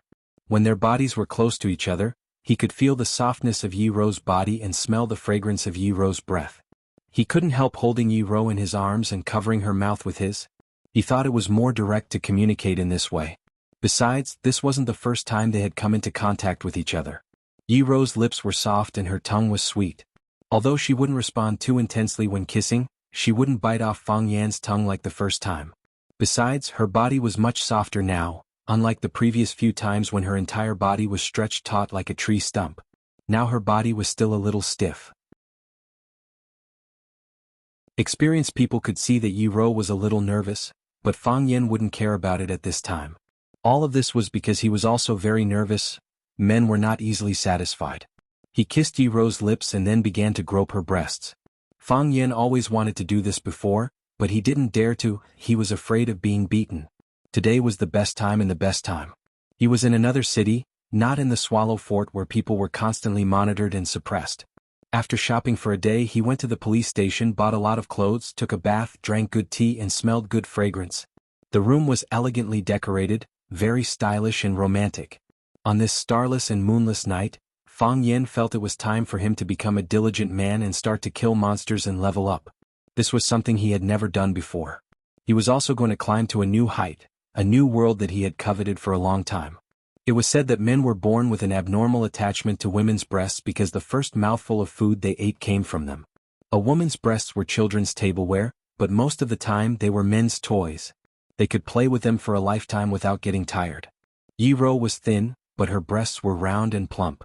Unlike those giant breasts that were on the verge of collapse as if two rabbits were stuffed into their clothes, they were firm and well-proportioned. They were neither too big nor too small, which complemented her appearance and temperament. Fang Yen wanted to touch Yi-Ro's breasts. Of course, it was a little rude to say so. However, this was the thought that men would have when they saw the goddess they loved. For many people, they would be happy to accept even if she was a little ugly and had a little bigger breasts. Fang Yen straightened his back and slightly distanced himself from Yi-Ro's body. Yi-Ro opened her closed eyes slightly as if she had realized something. She closed her eyes again and took the initiative to stick her body to Fang Yan's chest. Yi-Ro began to resist, although her way of resistance was unusually gentle. Resistance is a normal reaction. Fang Yen encouraged himself in his heart. It's not that she doesn't like you, but she hasn't gotten used to being touched by you. She's just shy. When Fang Yen thought of this, he distanced himself from Yi-Ro's body again. However, Yi-Ro quickly stuck her chest to Fang Yan's chest again. Their bodies were so tightly pressed that nothing could get through. Fang Yen secretly felt sorry for his right hand. He thought, "Brother Right, I'm sorry that you've been wronged. Your treatment is far worse than my chest." Therefore, Fang Yen suddenly pressed Yi-Ro under the sofa with all his strength. Fang Yan's body was on top of Yi-Ro's. He greedily kissed her and reached out to catch the softness. As soon as he touched it, Yi-Ro opened her eyes and stared at Fang Yen without blinking. Fang Yen touched it, but Yi-Ro didn't hit him. Fang Yen touched it again, but Yi-Ro still didn't hit him. Fang Yen grabbed the softness and touched it several times, but Yi-Ro still didn't hit him. Fang Yen thought for a while and discussed with Yi-Ro in a low voice, "Can you close your eyes? Or I'll cover your eyes with something. I'm very nervous when you look at me like this. I feel like you'll punch me away at any time. I want to take a shower first. Yi Ro bit her thin lips and said in an almost inaudible voice, "Oh my God." Fang Yen blushed after hearing that. His heart raced, his body went limp and his arms became weak. He almost fell heavily on Yi Ro. "Did you guys hear what she said? She said she wanted to take a shower first. She actually said she wanted to take a shower first." Fang Yen was so excited that the muscles on his face twitched. What will happen after taking a shower? Although Fang Yen is still a virgin, he's not an idiot. Isn't that what we all know? Of course, Fang Yen had the demeanor of a general. He couldn't be too obvious or women would think he was too lascivious. He also couldn't be too flustered or women would think he was too frivolous. He had to be elegant and calm. He had to show that he often got a room with women and that he was familiar with this kind of thing. Oh no, he couldn't show the last one. Fang Yen climbed up from Yi Ro's body and pulled Yi Ro up as well. He looked at her pretty face tenderly and said in a low and magnetic voice, "Wait a minute, I'll go get the water for you." Fang Yen thought it was best to take a couple's bath first. Because he suddenly remembered that he had never taken a couple's bath with someone, but he often took a bath with a man. When he was young, he would jump into the Stone River with Zhu Ziden and Li Xiaotian from time to time. Especially in the summer, he would soak in the Stone River for a while almost every day. He also took a bath with Fang Yingying and Fang Haohan. Thinking of their figures. Fang Yen didn't want to think about it anymore. He was very satisfied with this point. He was not only a flirting man, but also king straight man. In this era where gay sex was the norm and men hooked up with men, it was really rare that the person he liked was a woman. Fang Yen stood up and walked toward the bathroom. He turned on the boiling hot water and carefully rinsed the bathtub twice. Then he drained the dirty water and began to put in warm water for a bath. He tested the temperature and poured the bottle of essential oil into the bathtub. "It's done," Fang Yen shouted. He walked toward the living room and said as he walked, "You can take a bath now." There was no one in the living room. Yi Ro was nowhere to be found. Obviously, Yi Ro had sneaked away when Fang Yen was busy turning on the water in the bathtub. There was a note on the table with a few beautiful words written on it. "I said go back to your room to take a bath." Fang Yen stood there in a daze. He had the urge to slap himself. He hadn't completely recovered from the blow until he took off his clothes and soaked his whole body in the bathtub. He felt that he was too inexperienced. How could he run to turn on the water at such a critical moment? Why should I turn on the water to take a bath? He asked himself over and over again in his heart. I'm not dirty and I won't dislike Yi Ro for being dirty. No wonder there are long scenes of women taking a bath after sex on TV and movies. It's because men won't let them take a bath before sex. Chapter 734. When they met in the restaurant the next morning, everyone looked at Fang Yen with strange eyes. Only Fang Yen knew that he was no different from yesterday. The ugly virginity hat was still on his head. Yi Ro didn't like shopping, but she liked to go shopping with Fang Yen. In other words, as long as she was with Fang Yen, she was willing to do anything. Even if they didn't do anything, it was a sweet joy to just look at each other quietly. Yi Ro knew how to drive, so she drove Fang Yan's refurbished and painted antique Hongqi car back to Swallow Dock. Yezi had to stay in Yanjing to study, and there was still more than a month before the final exam. Before that, she couldn't skip classes and run to Swallow Dock. The Yi family attached great importance to studies and the education of their children. Yi Daoling wouldn't allow his baby daughter to be mediocre in both literature and martial arts and could only rely on him to make a living. Of course, such things were not uncommon among the powerful. Fang Yen didn't go back with Yi Ro because he had other things to do in Yanjing. When he was having breakfast with Yi Ro and Yezi, he received a call from Zhang Jianjun. He asked about Fang Yan's whereabouts and said that a car would pick him up later. Fang Yen said the name of the elegant place, and Zhang Jianjun said with a smile that he knew where it was. He asked Fang Yen to wait in the club and a car would pick him up later. It wasn't until the afternoon that Fang Yan's phone rang again. It was a woman named Qing Niao who called. She said that she was ordered to pick up Fang Yen to the headquarters. Where is the headquarters? Fang Yen asked aloud. You'll know when you get there. Qing Niao was very tight-lipped, and her tone was very impatient. She said, the car is waiting for you at the entrance of the club. She said the car, not she. It seemed that there was a hidden hostility to Fang Yen in her words. This made Fang Yen a little puzzled. When did he offend this bird? Puzzled, Fang Yen still walked toward the entrance of the club. This was an appointment with Zhang Jianjun, and behind Zhang Jianjun stood the old man. Therefore, he could only comfort his slightly restless heart with the words, the king of hell is easy to see, but the little devil is difficult to deal with. After all, even the old man had praised him, so why should he care about other people's attitudes? Swallow Dock had things they had to do. This was a tradition that had lasted for thousands of years. Why would he need to look at anyone's face? Fang Yin arrived at the parking lot in front of the clubhouse. A woman in black tights was leaning against the car and smoking. She had thick eyebrows, short hair, an oval face, and exquisite facial features. She could be considered a unique beauty. Seeing Fang Yin coming over, he didn't ask Fang Yan's name. He pinched the cigarette butt in his hand and said, "Let's go." After that, he opened the door of the passenger seat and jumped in. Fang Yin noticed a detail. She used 2 fingers to put out the burning cigarette butt and brought it directly to the car. She didn't have the habit of throwing cigarette butts around. This made Fang Yin have a slight favorable impression of her. There was a driver in the front and someone in the passenger seat, so Fang Yin opened the back door of the Buick and sat in. The driver started the car and rushed toward the Yanjing city. Because Fang Yin wanted to know where their headquarters was, he paid attention to the scenery outside along the way. He wanted to see if it was a place he was familiar with or a road he had walked before. The woman called Qing Niao also looked at Fang Yin through the rearview mirror from time to time, but she didn't stop Fang Yan's behavior. Obviously, she also knew that this kind of thing didn't need to be kept secret from Fang Yin. The car drove to the center of Yanjing City and finally drove to the entrance of a small island. Facing the heavily guarded gate, Qing Niao opened the window and handed over a black card. The person inside the gate swiped the black card on the computer, and a huge loan-to case immediately appeared on the computer screen. The guards immediately raised their hands to salute and respectfully returned the black card. They didn't even check the car to see if there were any suspicious people or suspicious items. Fang Yin sat quietly and didn't say a word, guessing the organization and identity of Qing Niao. The river bank and the central island were connected by a bridge. The car quickly rushed across the bridge, but it didn't enter the main gate. Instead, it went to a deeper area on the right. They passed through 2 more checkpoints, and each time the green bird simply handed over the black card, and they were allowed to pass. The car stopped in a small parking lot, and Qing Niao opened the door and got out. She didn't talk to Fang Yin, but just looked at Fang Yin with indifferent eyes outside the window. Fang Yin knew that he needed to get out of the car as well. Sure enough, as soon as he got out of the car, Qing Niao led the way in front without saying a word. The driver didn't follow them but drove the car away quickly. After passing through another stone archway, what entered his eyes was a series of small courtyards that were arranged in a picturesque disorder but not closely packed together. Fang Yin understood what this place was. The Mystery Department. He had long heard of the Mystery Department, and knew that it was a special organization within the Red Wall that specialized in the security of the country's leader. It was also an extremely hidden organization.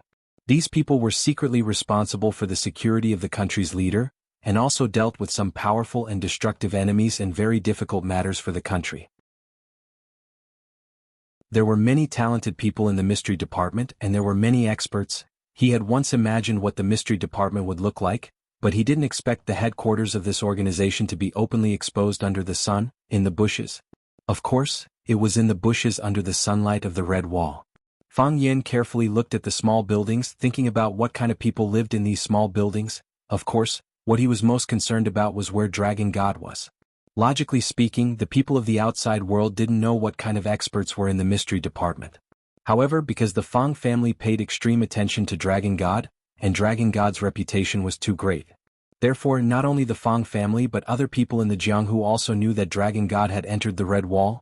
It was just like how they knew that Azure Dragon had fallen in battle, and that Black Dragon had appeared and disappeared mysteriously. Qing Niao, who was walking in front, clearly felt the change in Fang Yan's mood. She turned around and looked at Fang Yan and shouted, "Don't look around." Fang Yan grinned and said, "I want to see what can you do. Despicable person." Qing Niao's eyes were filled with killing intent as she said coldly, "What's your relationship with Bai Xiu?" Fang Yan asked with a smile. "You." Surprise flashed in Qing Niao's eyes. She didn't know where she had exposed a flaw that would actually make this guy connect her with Bai Xiu. "Let me guess." Fang Yan's mouth had a hint of ridicule as he said, "Bai Xiu has entered the Red Wall before, and may even have carried out some difficult missions for the Mystery Department as an assessment. Perhaps you are Bai Xiu's partner in a mission. You, a woman, have not seen much of the world and have not come into contact with truly outstanding men. Naturally, you will be deceived and deceived by Bai Xiu, a pretty boy who is good at scheming. You like him and even love him. But this is the Mystery Department. You can only temporarily suppress your feelings in the bottom of your heart, thinking that one day you and Baishio will have the chance to be together. As long as you can have more opportunities to be together, as long as he can obtain the position that he once could. Unexpectedly, Baishio was killed by my sword. So you hate me. Is that so? Qingyao took a deep breath. Her eyes were cold and her face was gloomy. She said in a low voice, "You think too much. I know Baishio, but he is only my comrade." "Is that really so?" Fang Yen sneered and said, "I can feel the frequency of your heartbeat. I can even hear the change of your qi when you take a deep breath. Baishio is your Achilles heel, right?" "I don't know what you're talking about." "You should already know what Baishio has done. Even the people above won't tolerate him." Fang Yen looked at Qing Yao with a smile and suddenly raised his voice and said, "If you don't want your feelings to be known by everyone, then you better respect me a little. You're slandering me, you don't have any evidence." "What evidence do I need?" Fang Yen said disdainfully. "Gong Sunqi and I are friends of life and death. If I tell him that you like Baishio, do you think he will tell everyone?" Qing Yao's expression changed dramatically. She did not expect Fang Yen to be so despicable and shameless, and be able to use any means. She did not expect that Fang Yen actually knew Gong Sunqi, and that the two of them were friends of life and death. No. Qing Yao's thoughts instantly became clear. Because Fang Yen suddenly mentioned Baishio and guessed her love for Baishio, she was caught off guard. However, she was a member of the mystery department after all, and had the experience of carrying out many missions. Whether it was IQ or experience, she was not bad, and her mental reaction was also much stronger than ordinary people. It was just a moment of confusion, and then she returned to her normal level. She looked at Fang Yen with gritted teeth, and was almost deceived by this disgusting hooligan. "Fang Yen, don't try to trick me. Don't underestimate the Azure Dragon. You were injured by Mr. Dragon God, and your Fang family and the Dragon God bloodline have a death feud. Gong Sunqi is Mr. Dragon God's beloved disciple. How could he be your life and death brother?" Fang Yen shrugged indifferently and said, "You're right, Gong Sunqi apologized to me and wanted my forgiveness, but I rejected him. It doesn't matter if he's not qualified to be my life and death brother. Your feelings for Baishio are a fact, and you might even have some secret collusion. As long as I tell this to everyone I see, who do you think they will believe? I don't believe that when you two met back then, you were not noticed by someone with ulterior motives." Qing Yao's expression changed many times, and after a long time she suppressed the hostility in her heart and asked, "What do you want? Answer me a question." "What question?" "Which courtyard does the Dragon God live in?" Qing Yao was shocked and said, "You want to challenge Mr. Dragon God?" "No." Fang Yen looked at Qing Yao as if she was an idiot and said, "We'll take a detour to avoid him."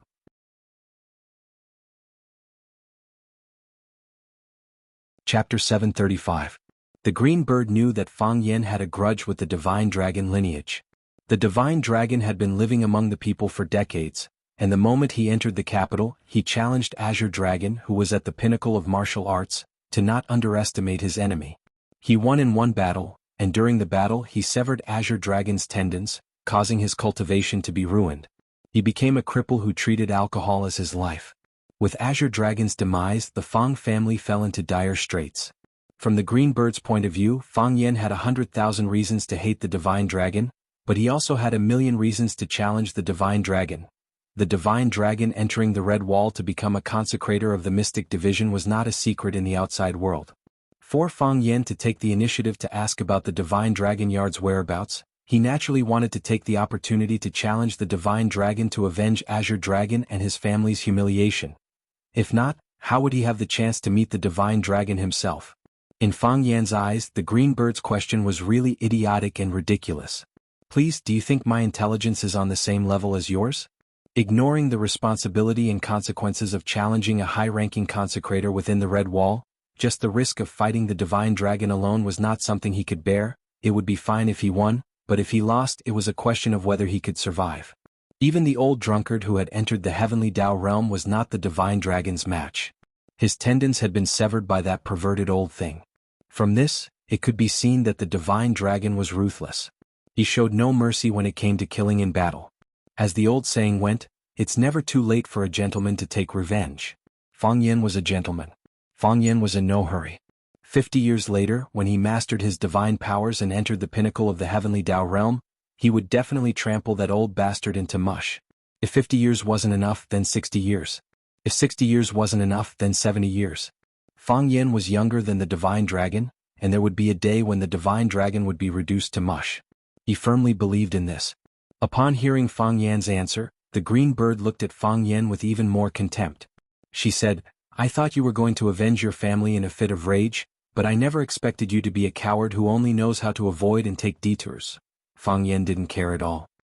He looked at the green bird indifferently and asked, "Can you defeat the divine dragon?" Mr. Dragon God has long entered the heavenly axiom realm, and his skills are profound. How could I possibly be Mr. Dragon God's opponent?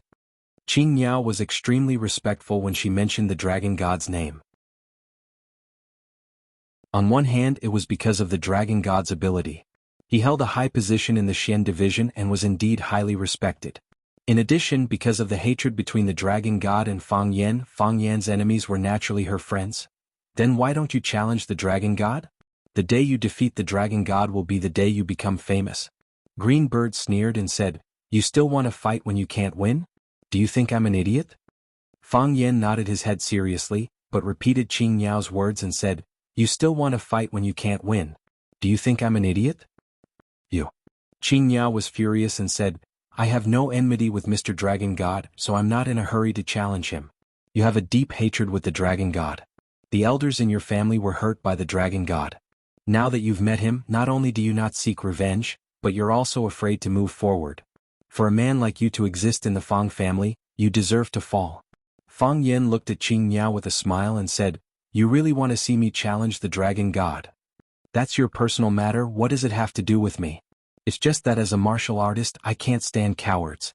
Fang Yen picked up a stone from the ground and threw it at Qing Yao. He said, "Do we have enmity now? Why don't you take revenge on me? Do you think I don't dare to kill you?" Qing Yao clenched her fists and her eyes were filled with murderous intent. Dust rose up from where her feet were standing and scattered in all directions. That was because she began to accumulate strength in her feet. She could rise from the ground and give Fang Yen a killing blow at any time. "Of course you don't dare," Fang Yen said with a smile.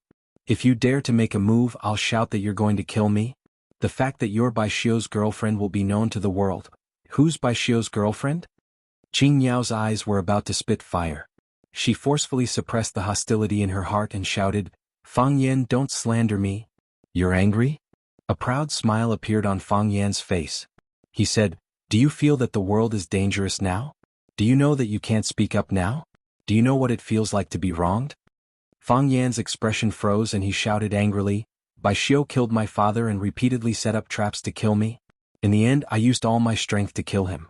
How did I offend you? Is it because when he wants to kill me, I just lie there and let him kill me? Is that the only way to satisfy you? On what basis? It's all your words. Who would believe it? Who can testify?" Fang Yan was so angry that he laughed at this woman who had fallen in love. He said, "What does it have to do with me whether you believe it or not? Anyway, I've already killed Bai Xiu. Also, why should I prove anything to you? Who do you think you are?" "Fang Yan, if you can't kill me, then don't cause trouble for yourself." Fang Yan stared at the woman disdainfully and said, "Do you know that whether it's a quarrel or a fight, you're no match for me?" "Who's no match for whom?" A cold and arrogant voice suddenly came from the dense forest beside them. Fang Yan and Qing Yao looked toward the dense forest at the same time. A young man dressed in black with a delicate face and a strong oppressive aura strode over. The man's eyes were piercingly cold, and there was not a trace of emotion on his face. He gave people a feeling that he was arrogant and difficult to tolerate. "Gong Sun Chi," Qing Yao whispered. Because of the divine dragon's illustrious reputation, almost no one in the Xian division dared to provoke him. The divine dragon's beloved disciple, the little divine dragon Gong Sun Chi, was arrogant and rude. He never put his colleagues in his eyes. It was obvious that she feared and disliked Gong Sun Chi. Fang Yan glanced at Qing Yao, then looked at Gong Sun Chi who was walking over with a majestic gait and said with a smile, "Brother Gong Sun, I just told Qing Yao that we are life and death brothers." Gong Sun Chi's gaze fell on Fang Yan's head and said, "Who's life and death brothers with you? Are you worthy?" Qing Yao also said so. "He said that you're not worthy of being my life and death brother. But I told him that I only look at fate when I make friends, not status or ability. You're just a pile of shit.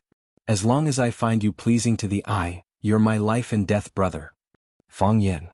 Gong Sun Chi's gaze was like a knife. I didn't bring any money that day, so I couldn't kill you with my palm. Are you forcing me to make a move? You speak as if you can beat me. Fang Yen said with a smile. Besides. Fang Yen pointed at Qing Miao and said, she was ordered to pick me up, so she naturally has to protect me. If you dare to make a move on me, Qing Miao will kill you with one palm, Fang Yen. Qing Miao clenched her teeth and glared at Fang Yen. She had the urge to bite him to death. She really regretted it. Why did she provoke such a scoundrel? If she had known earlier, her attitude towards him would have been slightly better. Even if she had enmity, she couldn't let him find out. Why did she have to cause so much trouble for herself? What? Did I say something wrong? Fang Yen looked at Qing Miao and asked. You picked me up. If someone made a move on me and you didn't protect me, then it would be your dereliction of duty? I'm afraid it won't be easy to explain, right? Qing Miao knew that Fang Yen was difficult to deal with. She was far inferior to him in terms of eloquence, so she didn't want to waste any more time on the road. The young chief was still waiting for him at the Xian department. Thus she looked at Gong Sunqi and said, Gong Sunqi, the young chief wants to see Fang Yen. I'll bring him over now. Gong Sunqi stared at Fang Yen for a long time and finally said, I'll let you live for now. After saying this, his body suddenly became shorter. Only then did the clothes on his body start to flutter gently with the breeze, and the long hair on his head also danced in the wind. When he walked out of the dense forest, he came with the force of thunder. He indeed had the idea of killing Fang Yen with his palm. At that time he was like a sword that had been unsheathed.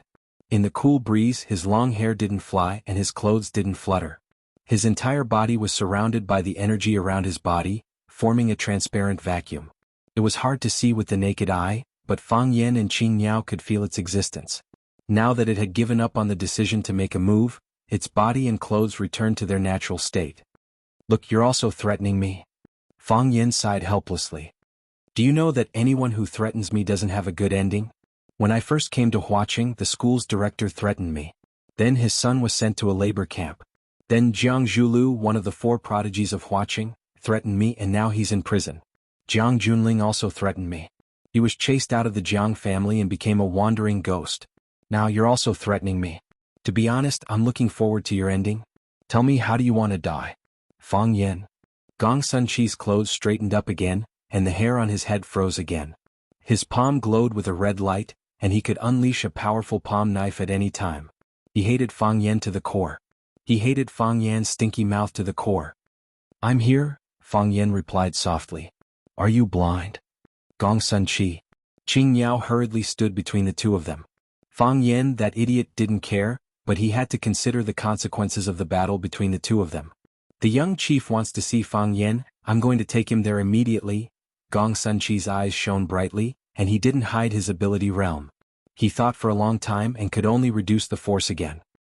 He stared coldly at Fang Yen and said, Today I'll let you win with your words, but someday I'll cut off your tongue to go with wine. Look, you're threatening me again. If I were you, I'd quickly shout, Auspicious Emperor. Gong Sunqi snorted coldly, turned around, and walked toward a small courtyard on the side. Fang Yen looked at his tall and straight back and sighed softly in his heart. When would he be able to draw his sword and cut off the dragon god's head, the little dragon god Gong Sunqi's head, Jiang Junling's head, and Song Zanyang's head, and little Dick? Others could draw their swords in anger, but he could only be a lowly person in anger. It was just a battle of words. Even if he won, what was the point? What would he gain?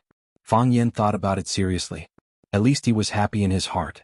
Well, as long as he was happy, it was worth it. Fang Yen thought in his heart. Qing Miao glanced at Fang Yen and once again led the way in front. When Fang Yen was about to leave behind her, a clear voice rang out. Old friend, I'm here to visit. How can I not see you?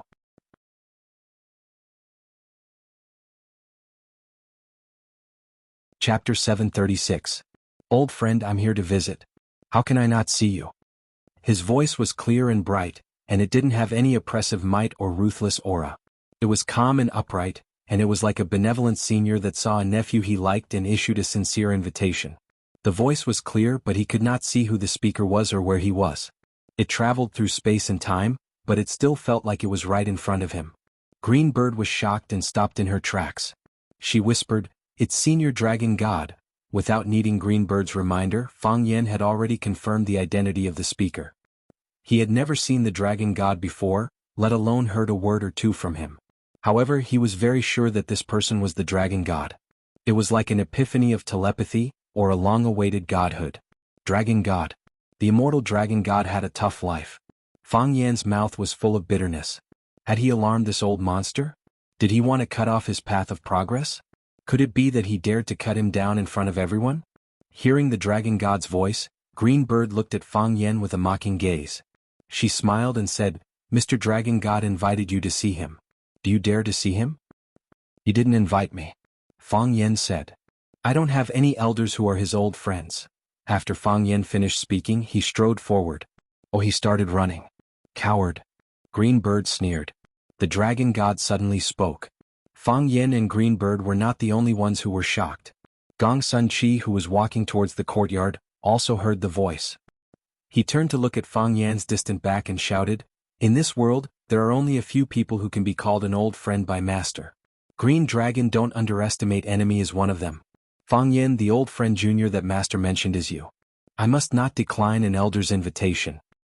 Green Dragon, don't underestimate enemy, and your master have no relationship. I only have a deep-rooted hatred and the belief to defeat him." Fang Yan retorted as he ran. "You little brat." The dragon god's voice came again. No matter how far Fang Yan walked, that voice would always follow him like a shadow, as if it was right beside his ear. "Azure Dragon, Mo underestimate is a heroic and outstanding genius. Even though you were defeated by me, you are still worthy of admiration. You don't even have the courage to see me, so how can you talk about revitalizing the Fang clan? How can you take revenge for Mo underestimate?" Screech. Fang Yan lifted his foot and gently put it down. He stood there thinking for a moment, then turned around and walked back step by step. He walked slowly as if each step was difficult. However, his footsteps were smooth and did not slow down at all. Since he had already made his decision, there was nothing to regret. Not hesitating to fight. Not hesitating to die. "Are you really going?" This time, Green Bird couldn't understand Fang Yan. He had already run so far away, so why bother coming back? After all, the dragon god was not Gong Sun Chi. If Gong Sun Chi wanted to make a move on him, he could still stand in the middle and use the young chief to suppress him. However, if the dragon god made a move on him, who would dare to stop him? If he killed him with one slap, then even if the young chief had complaints, he probably wouldn't be able to say much, right? Fang Yan ignored Green Bird and walked straight to Gong Sun Chi, saying, "Lead the way." Gong Sun Chi looked at Fang Yan thoughtfully, thought for a moment and said, "If I were you, I would pretend not to hear it." As he spoke, he turned and walked towards the small courtyard. Fang Yan's expression was solemn as he followed behind Gong Sun Chi. Gong Sun Chi stopped at the door of a small courtyard, reached out and knocked on the door, saying, "Master, Fang Yan is here." "Come in," the dragon god said aloud. Crick. Gong Sun Chi pushed the door open and entered. Fang Yan also lifted his foot and stepped into the small courtyard. Under the eaves of the courtyard's corridor, there was a round stone table. Beside the table were two oval stone chairs, and on one of the stone chairs sat a man in a black robe. The man's face was thin, his eyes were long and narrow, and his skin was white and smooth. He looked somewhat feminine. However, the light in his eyes was restrained, and his hair was black and shiny. When he smiled, the wind blew, and when he did not smile, he exuded power. His eyes were slightly sunken, and his lips were thin and cold.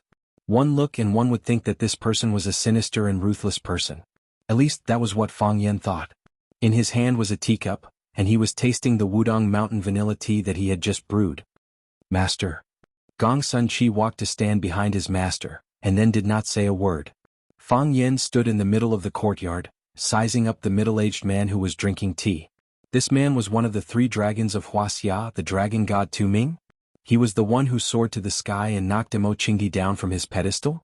Even in the process of the battle, he did not hesitate to use a killing move and cut off the tendons of Mo Qingdi's hand, causing the Azure Dragon Mo Qingdi to become a cripple. In order to restore his pulse, he had no choice but to travel to the extremely cold lands to find the ice dragon. "Old drunkard," Fang Yan called softly in his heart. At this moment he was not afraid of the dragon god sitting in front of him. But he really missed the old drunkard who was far away in the foreign lands. They were his elder brother and master, and they were like his father to him. How was he now? Was he still alive? Fang Yan made up his mind. No matter what, he had to make a trip to the extremely cold lands. He had to bring the old drunkard back. No matter if he brought back a living person or a corpse, he had to bring him back to Swallow Dock, back to the Fong family. That was his home. Bulsh *T, return home in glory or be buried in the snow country. Such words could be said casually, who would actually take them seriously? Even if he did not find the ice dragon, even if he could not restore his pulse, Mo Qingdi was still the hero in Fang Yan's heart. The dragon god gently blew on the leaves in the teacup, blowing away the tea leaves, and then gently took a sip.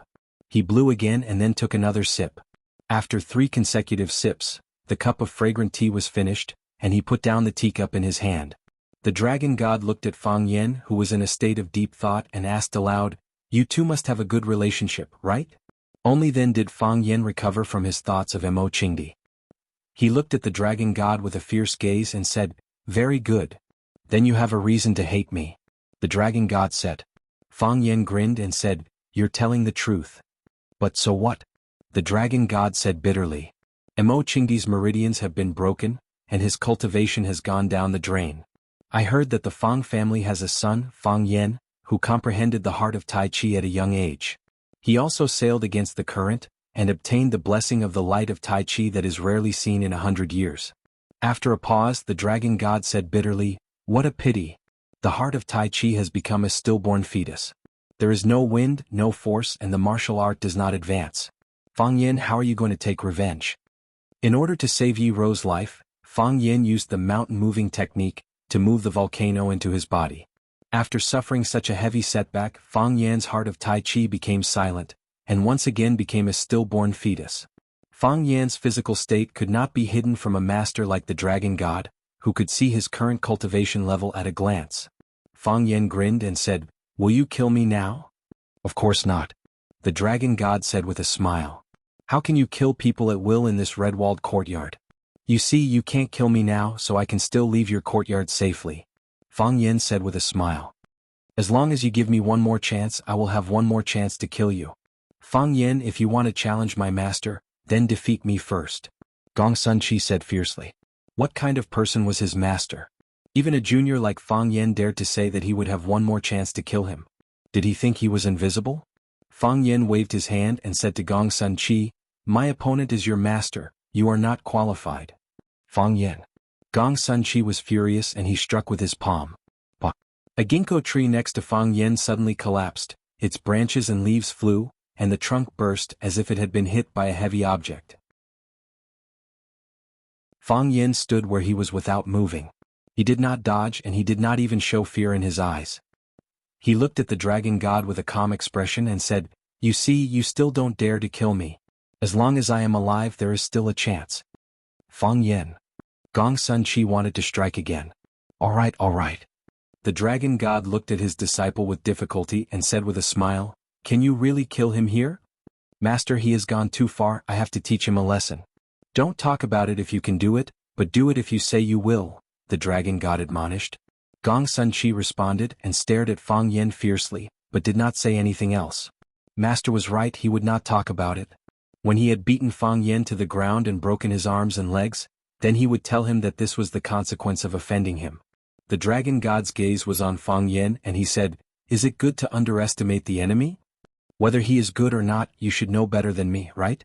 Fang Yan said coldly. This kind of person was really hateful. When he broke the tendons in your arms and made you a useless person, he asked you with concern, asking you how have you been recently. This was not concern, this was a stab in the back. When one is at the peak, he seeks defeat alone. It is hard to find a friend in life, and it is also hard to find an opponent. Underestimate the enemy is able to be my enemy, and it is also my friend in life. The dragon god sighed and said, "I heard that he went to the land of extreme coldness to find an ice dragon to reconnect his meridians. If he really found such a magical item, underestimate the enemy will be able to return to the peak, and I will have a close friend that I can spar with and travel the heavenly axiom with. To me, traveling with him is also a great joy in life." Fang Yan laughed and said, "I only know that the dragon god has a high cultivation base, but I didn't expect you to be so thick-skinned. We are both walking the same path, and as a junior I really want to know, is your shamelessness innate or is it self-taught? Can you teach us juniors some lessons?" Impudent.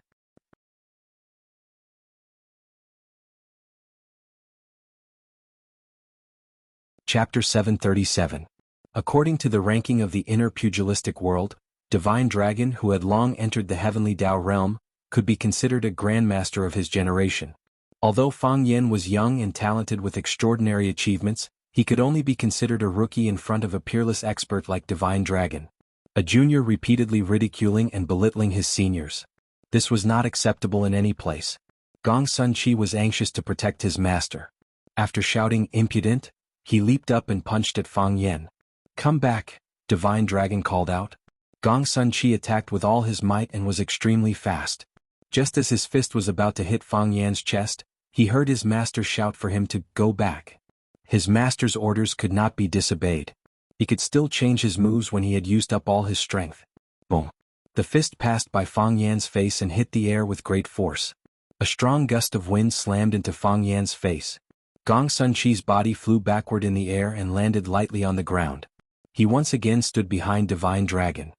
His face did not turn red nor did his heart skip a beat. It was as if nothing had happened. Fang Yen looked at him coldly, but he felt a tinge of regret. "Master, how can you let this kid be so arrogant in front of you?" Gong Sun Chi asked indignantly. Divine Dragon smiled faintly and looked at Fang Yen.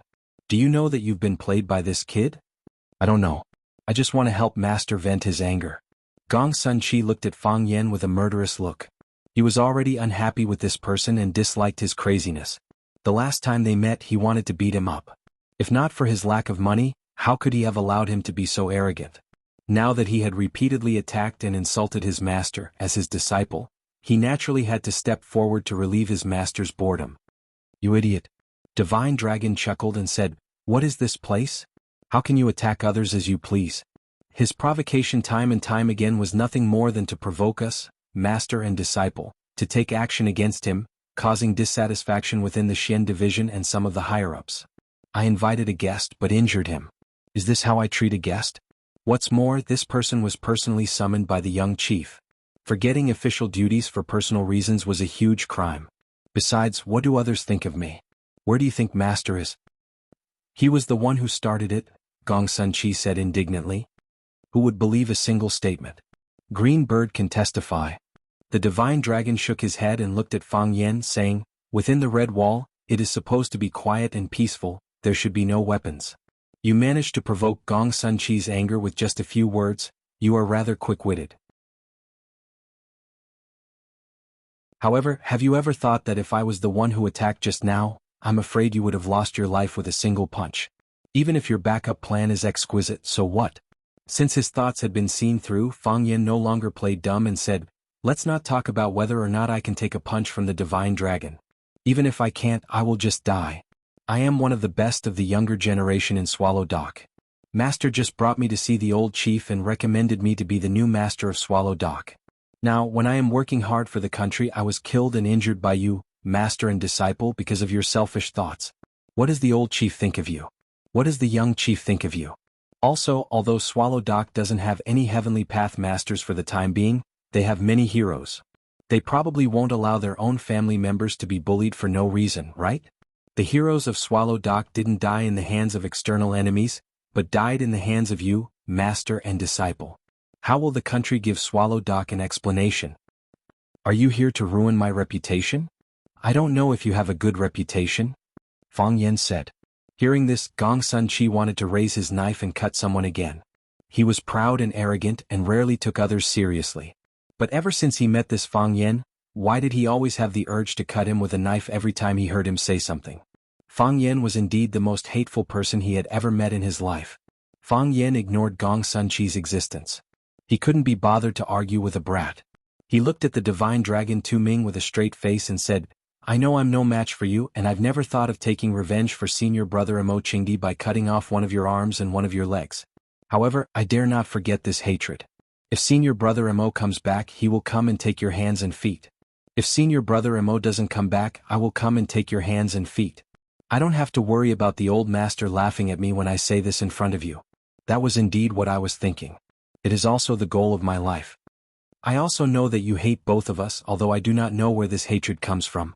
After all, during the sparring match, it was you who ruthlessly severed Emo Chingdi's meridians and destroyed his cultivation. This is even more hateful and unacceptable than killing someone with a sword. You invited me to meet you in the courtyard, but my heart refused and I was afraid. because I was worried that you would kill me without a second thought. But I still came in. I'm not doing this for my own reputation, but for Azure Dragon Mo Chingy's reputation. I don't want others to say that Mo Chingy has a cowardly junior brother who doesn't even have the courage to meet his senior brother's mortal enemy. And I don't want to hear this from your mouth. So I came in. I wanted to provoke you or your disciple Gong Sun Chi. I thought, as long as you and your disciple attack me, as long as I can escape from this courtyard, I will naturally have a way to ruin your reputation as a divine dragon. Of course, it doesn't matter even if I can't escape. If I am killed by you, I believe you will not be able to roam freely inside this red wall, right? There will always be people who will speak up for this, and there will always be people who will sympathize with an innocent dead person like me. This is the worst-case scenario. If this is the result, there is nothing I can't accept. I look forward to better things, but who asked my cultivation to not be as profound as yours? Reasonable and well-founded. The divine dragon's eyes lit up. He smiled and said, courageous and resourceful. And the rarest of all, affectionate and loyal. Qing Miao stood at the door, not daring to come in. Hearing the divine dragon's evaluation of Fang Yen, she opened her mouth wide in shock. The divine dragon looked kind and amiable, and did not have the slightest bit of arrogance when interacting with others. But everyone knew that his arrogance was hidden in his bones.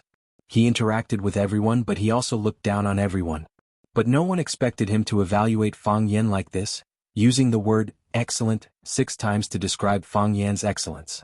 The shameless hooligan, was he really that good? The muscles on Fang Yan's face twitched. He thought to himself, did I really use my talent to conquer this old man? Otherwise, why would he praise me so hard?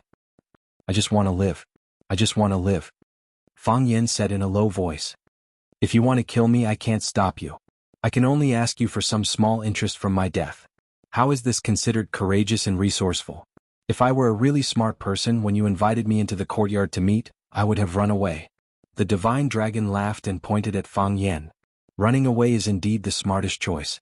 But, as you said, if I invited you but you didn't come in, wouldn't people laugh at Mo Xiaodi for having such a junior brother? That's why I came. Fang Yen said. Now that we've met, if Elder Divine Dragon has nothing else to say, then I'll take my leave first. I don't dare to let the young chief wait too long. Have a cup of cold tea before you leave, the Divine Dragon said. Otherwise it's my fault for not treating my guest well. He took out a brand new teacup, lifted the teapot and filled the cup with tea. Then, with a flick of his finger, the teacup flew behind Fang Yen. Fang Yen dodged sideways and the teacup flew past him but crashed into him from the front. Fang Yen no longer dodged. He calmed his mind, gathered his qi in his right hand and reached out to catch the teacup. The teacup landed lightly in his hand, and there was nothing strange. Just as Fang Yen was about to finish the tea in one gulp, the teacup suddenly exploded. Bang! The tea splashed everywhere. Fang Yan's face was covered with tea, and a tea leaf was stuck on the bridge of his nose. Fang Yen turned around angrily, and stared at the divine dragon with a murderous look. This was a humiliation. Gong Sun Chi laughed, pointed at Fang Yan's embarrassed look and said, Fang Yen, master only invited you to a cup of tea, why did you bite the teacup? The divine dragon looked at Fang Yen suspiciously, and did not say a word, nor did he look proud. With his identity and status, this little trick couldn't increase his beauty. It was just a joke to test the waters. Fang Yan's face was dark, from red to purple, from purple to pale, and then back to its natural color. Fang Yen cupped his fists and said calmly, Thank you, Mr. Divine Dragon, for the tea, it's delicious. Fang Yen wiped the tea stain on his face and the tea leaf on the bridge of his nose, and strode toward the door of the small courtyard. The green bird bowed slightly to the Divine Dragon, and then quickly left with Fang Yen. For some reason, seeing Fang Yan's appearance after being bullied, she did not dare to mock him. The Divine Dragon looked at Fang Yan's back as he left, his fingers tapping on the table lightly, and did not speak for a long time. Master, it's good to teach this arrogant boy a lesson, so that he knows his place. Gong Sun Chi called out. The Divine Dragon did not respond, and he did not send the guest off with tea to teach Fang Yen a lesson. He looked at the teacup in front of him and asked, Did the young chief also summon you to carry out a mission? Yes. Gong Sun Chi nodded. I heard that he wants me to carry out a mission with Fang Yen, and I was thinking of refusing. The Divine Dragon sighed softly and said, This boy is extremely dangerous, far more dangerous than the Green Dragon. Do not underestimate him and work with him at his peak. You must be careful. Gong Sunqi was shocked.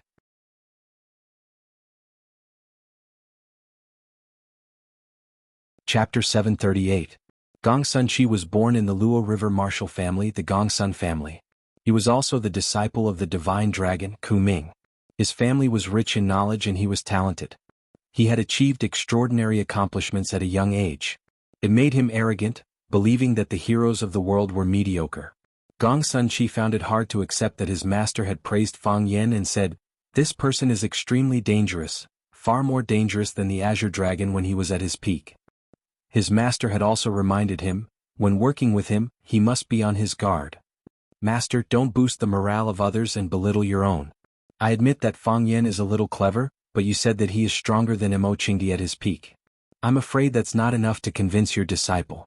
Mo Qingdi is a heavenly Dao realm expert. Before Master defeated him, he reigned supreme in the world and was almost invincible. Fang Yan originally relied on the heart of Taiji, but now, after Master's experiments, the heart of Taiji is dead. What's there to be afraid of at such a realm? It's fine if he doesn't provoke me, but if he dares to pull those annoying tricks in front of me, I'll draw my sword and slay him." Gong Sunqi truly hated Fang Yan this time. Fang Yan had provoked him time and time again in front of his master, but he was unable to humiliate him. Finally, his master had to take action personally. He felt extremely stifled, unable to vent his anger. Strength doesn't just refer to martial arts cultivation. Kuming knew his disciple's state of mind like the back of his hand. He said with a clear warning tone, "This kid is very scheming. He has the ability to kill invisibly while chatting. I'm not worried about you fighting him head-on. However, carrying out missions is fraught with peril. If he were to use extreme means on you during the mission, how are you to defend against it?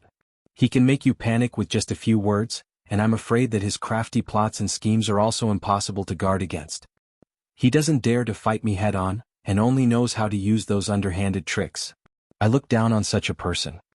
Gong Sunqi sneered. "However, since Master finds him difficult to deal with, I will naturally be careful when carrying out missions. I don't want to fail miserably and become a laughing stock." "That's good." Kuming nodded. Gong Sunqi thought of something else and asked, "Master, did you send tea to Fang Yan to test Fang Yan?" With a puzzled expression, Lao Ming said softly, "This kid's realm is rather strange. His Tai Chi heart is clearly dead, but there's surging heat flowing in his body, as if he's in a state of Qi deviation. Maybe he has a cold and a fever," Gong Sunqi said sarcastically. He was not afraid of Fang Yan at all. He was not afraid of Fang Yan who possessed the heart of Taiji, and he was not afraid of Fang Yan whose heart of Taiji had become a dead fetus. "I hope so." He gently tapped his fingers on the table, closed his eyes and pretended to sleep. After leaving the small divine dragon courtyard, Fang Yan's arms, which were hidden in his sleeves, trembled slightly. Just now he had been forcefully restraining himself, but now he could no longer bear it. The dragon god's kung fu was unfathomable. He had only used his finger to flick it lightly, and he had used all his strength to reach out to catch it, but he was still shaken to this extent by the teacup. Walking behind Fang Yan, Qing Yao noticed the strangeness of Fang Yan's arm, but she did not say anything. When Fang Yan spoke he felt hateful, but when Fang Yan was silent he felt afraid. When they reached a fork in the road, Fang Yan did not know the direction. Qing Yao quickly stepped forward and said to Fang Yan, "I'll lead the way." Looking at Qing Yao's graceful figure, Fang Yan followed her into a small red building. The small building was quiet and secluded, and there were no signs of people. Qing Yao swiped the black card at the door of the small building, and the glass door immediately shrank to both sides. Walking forward there was another glass door. She swiped the card again and the glass door opened up. There was no trace of its existence. Qing Yao stopped at the door of the elevator. There were no buttons on the elevator. Qing Yao swiped the card on a red dot, and then a silver hole appeared on the wall. Qing Yao moved her eyes over to do a retinal scan, and then the elevator door opened with a ding sound. Qing Yao walked into the elevator and Fang Yan followed closely behind. The elevator whooshed downwards and after a few seconds it stopped. Dang! The elevator door opened and in front of them was a wide hall. There were many people practicing with equipment in the hall, and there were two men fighting fiercely in the ring. Fang Yan glanced over there and just happened to see a man with pigtails twisting the arm of a bald strong man. Qing Yao did not take Fang Yan to the hall, but took him to a remote passage. At the door of a silver steel office, Qing Niao glanced at Fang Yan and said, "Wait a moment." Qing Niao knocked on the glass door and the glass door opened. Qing Niao stood at the door and made a standard military salute and said, "Chief, I've brought Fang Yan. Invite Fang Yan in." A calm man's voice sounded. Qing Niao moved to the side and Fang Yan walked past her. The room was wide, but the decoration was extremely simple. There was a desk, an office chair, and a computer on the desk. Behind it was a row of bookshelves with a few books on them. Other than that, there was nothing else in the room. Sitting on the office chair was a middle-aged man wearing glasses. He had a kind face and when he smiled it was like a spring breeze. Although it was the first time they met, Fang Yan was no stranger to this man, because he often saw this familiar face on TV. The man sat on the chair and looked at Fang Yan with a smile. He did not greet Fang Yan, nor did he say anything about taking a seat. Of course, there were no extra chairs in the room. After a long time, the man finally said, "When I first met Underestimate, he was as young as you. He was graceful and arrogant. At that time, I joked that he was the most handsome man in our Shen division. Now that I see Fang Yan, I have the same feeling as when I met Underestimate. What an elegant and handsome young man." With the young chief praising him like this, Fang Yan could no longer remain silent. He respectfully bowed to the chief and said with a smile, "Thank you, chief. I'm not as good as senior. Each has his own merits." The young chief's gaze was always on Fang Yan's face and he said, "But the two of you are indeed a little different. At least in terms of character you're very different. When I praised him for underestimating the enemy he gladly accepted it. He's not as humble as you." Fang Yan smiled again and said, "That's why I'm not as good as senior." The young chief smiled and shook his head, saying, "Fang Yan, from the time you were born to the time you walked into this office, all your resume is in my computer. I've studied it for a long time and I have a certain understanding of you, right?" If someone else had said this, Fang Yan would not have believed it. But when this young chief said this to him, Fang Yan knew that there was not the slightest bit of exaggeration. If he wanted a person's information, it was just a matter of saying a word. "I hope I didn't disappoint the chief," Fang Yan said in a low voice. "This was not the time to make jokes. This was not the time to make jokes." "I'm not disappointed," the young chief said with a smile. He pushed away the chair and stood up, striding over to Fang Yan, sizing up Fang Yan who was a head taller than him at a close distance, and said, "And you're far more outstanding than I imagined. Even more outstanding than Underestimate when he was young. Perhaps in the path of martial arts, Underestimate is more outstanding than you. But that's only because Underestimate is more diligent than you, and wholeheartedly devoted to the pursuit of martial arts. And you? Sometimes I'm really curious, what exactly is in your mind? The things you've experienced, the way you handle dangerous situations, it's really admirable." The young chief looked at Qing Niao and said, "You already know where this place is, right?" "I know," Fang Yan said with a nod. "Qing Niao has already introduced me to her on the way here. She's a very meticulous person. This is the Shen department. I've long heard of her great name, and my heart is still surging with excitement." Qing Niao looked at Fang Yan gratefully. When the young chief asked that question, Qing Niao's heart almost jumped out. She was in charge of receiving people, so she had the responsibility to introduce related matters to him. But because she was full of hostility towards Fang Yan, she had been delaying this responsibility. Later, after entering the Red Wall, she met the Dragon God and his disciple, and this matter was delayed even more. She thought that according to Fang Yan's character, he would definitely say something bad about her in front of the young chief. Unexpectedly, not only did he not do that, but he even said a few good words for her. This man was really a strange fellow. "Yes, this is the Shen department," the young chief said. "I've been in charge of the work of the Shen department all these years, including the matters related to Swallow Dock. But Swallow Dock is a rather special existence, and many times we still need Comrade Nianyu to come forward and communicate. So, on behalf of the Shen department, I welcome you to join us." The Comrade Nianyu that the young chief mentioned was the old chief that Sir had brought Fang Yan to meet, because the old chief was mainly in charge of the work of the military. In fact, the nature of the work overlapped with the young chief in some aspects. Swallow Dock did not belong to the Shen department and more often than not, they worked closely with the military.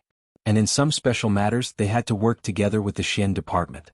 Swallow Dock was under the dual leadership of the old chief and the young chief. Of course, it was in parallel with the military and the Shen department, and was an independent entity. The affairs inside were complicated, and even the current Fang Yan could not figure them out. It's my honor. I also have to thank the chief for your help before, and Swallow Doc will remember it. Fang Yen said gratefully. The young chief naturally knew what Fang Yen was talking about and said, someone crossed the line, so of course we have to kick him back. But it's just a joke between kids, don't take it to heart. Yes. Fang Yen agreed and pondered the meaning of the young chief's words. The young chief glanced at the time on his watch and asked in confusion, where's Gong Sun Chi? Didn't you inform him? Gong Sun Chi had just had a conflict with him, so naturally he was unwilling to immediately follow behind him to meet the young chief. Hearing the young chief's question, Fang Yen pretended to be casual and said, when I came over, I was even invited by Mr. Dragon God and Brother Gong Sun to the courtyard for tea. Brother Gong Sun should be here soon, right? Green Bird's heart sank, but she did not look at Fang Yan's eyes. This guy killed people without leaving a trace, he really was not a good person.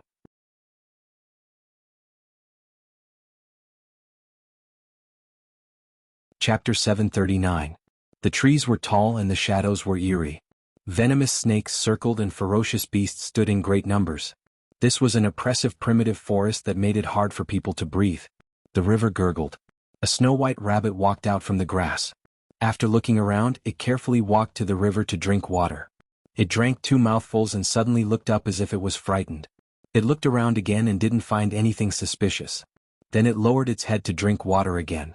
After drinking 2 mouthfuls, it raised its head again. The cycle repeated again and again. It looked extremely insecure. Whoosh, a snake as thick as a human leg came out of the river. It swallowed the white rabbit in one gulp. Walala, water splashed everywhere. Because it rushed too quickly, the snake's upper body was as tall as a person in the air. Pa, its strength was exhausted. The snake's head fell. Then it slammed heavily into the river. The snake sank to the bottom of the river and disappeared. Only countless ripples were left on the surface of the river. Because of this incident, the forest was in chaos. The birds in the forest flew away and the bats jumped around. Some small animals hiding around the river ran away, knocking down leaves and branches. The scene was chaotic, but soon it was quiet again.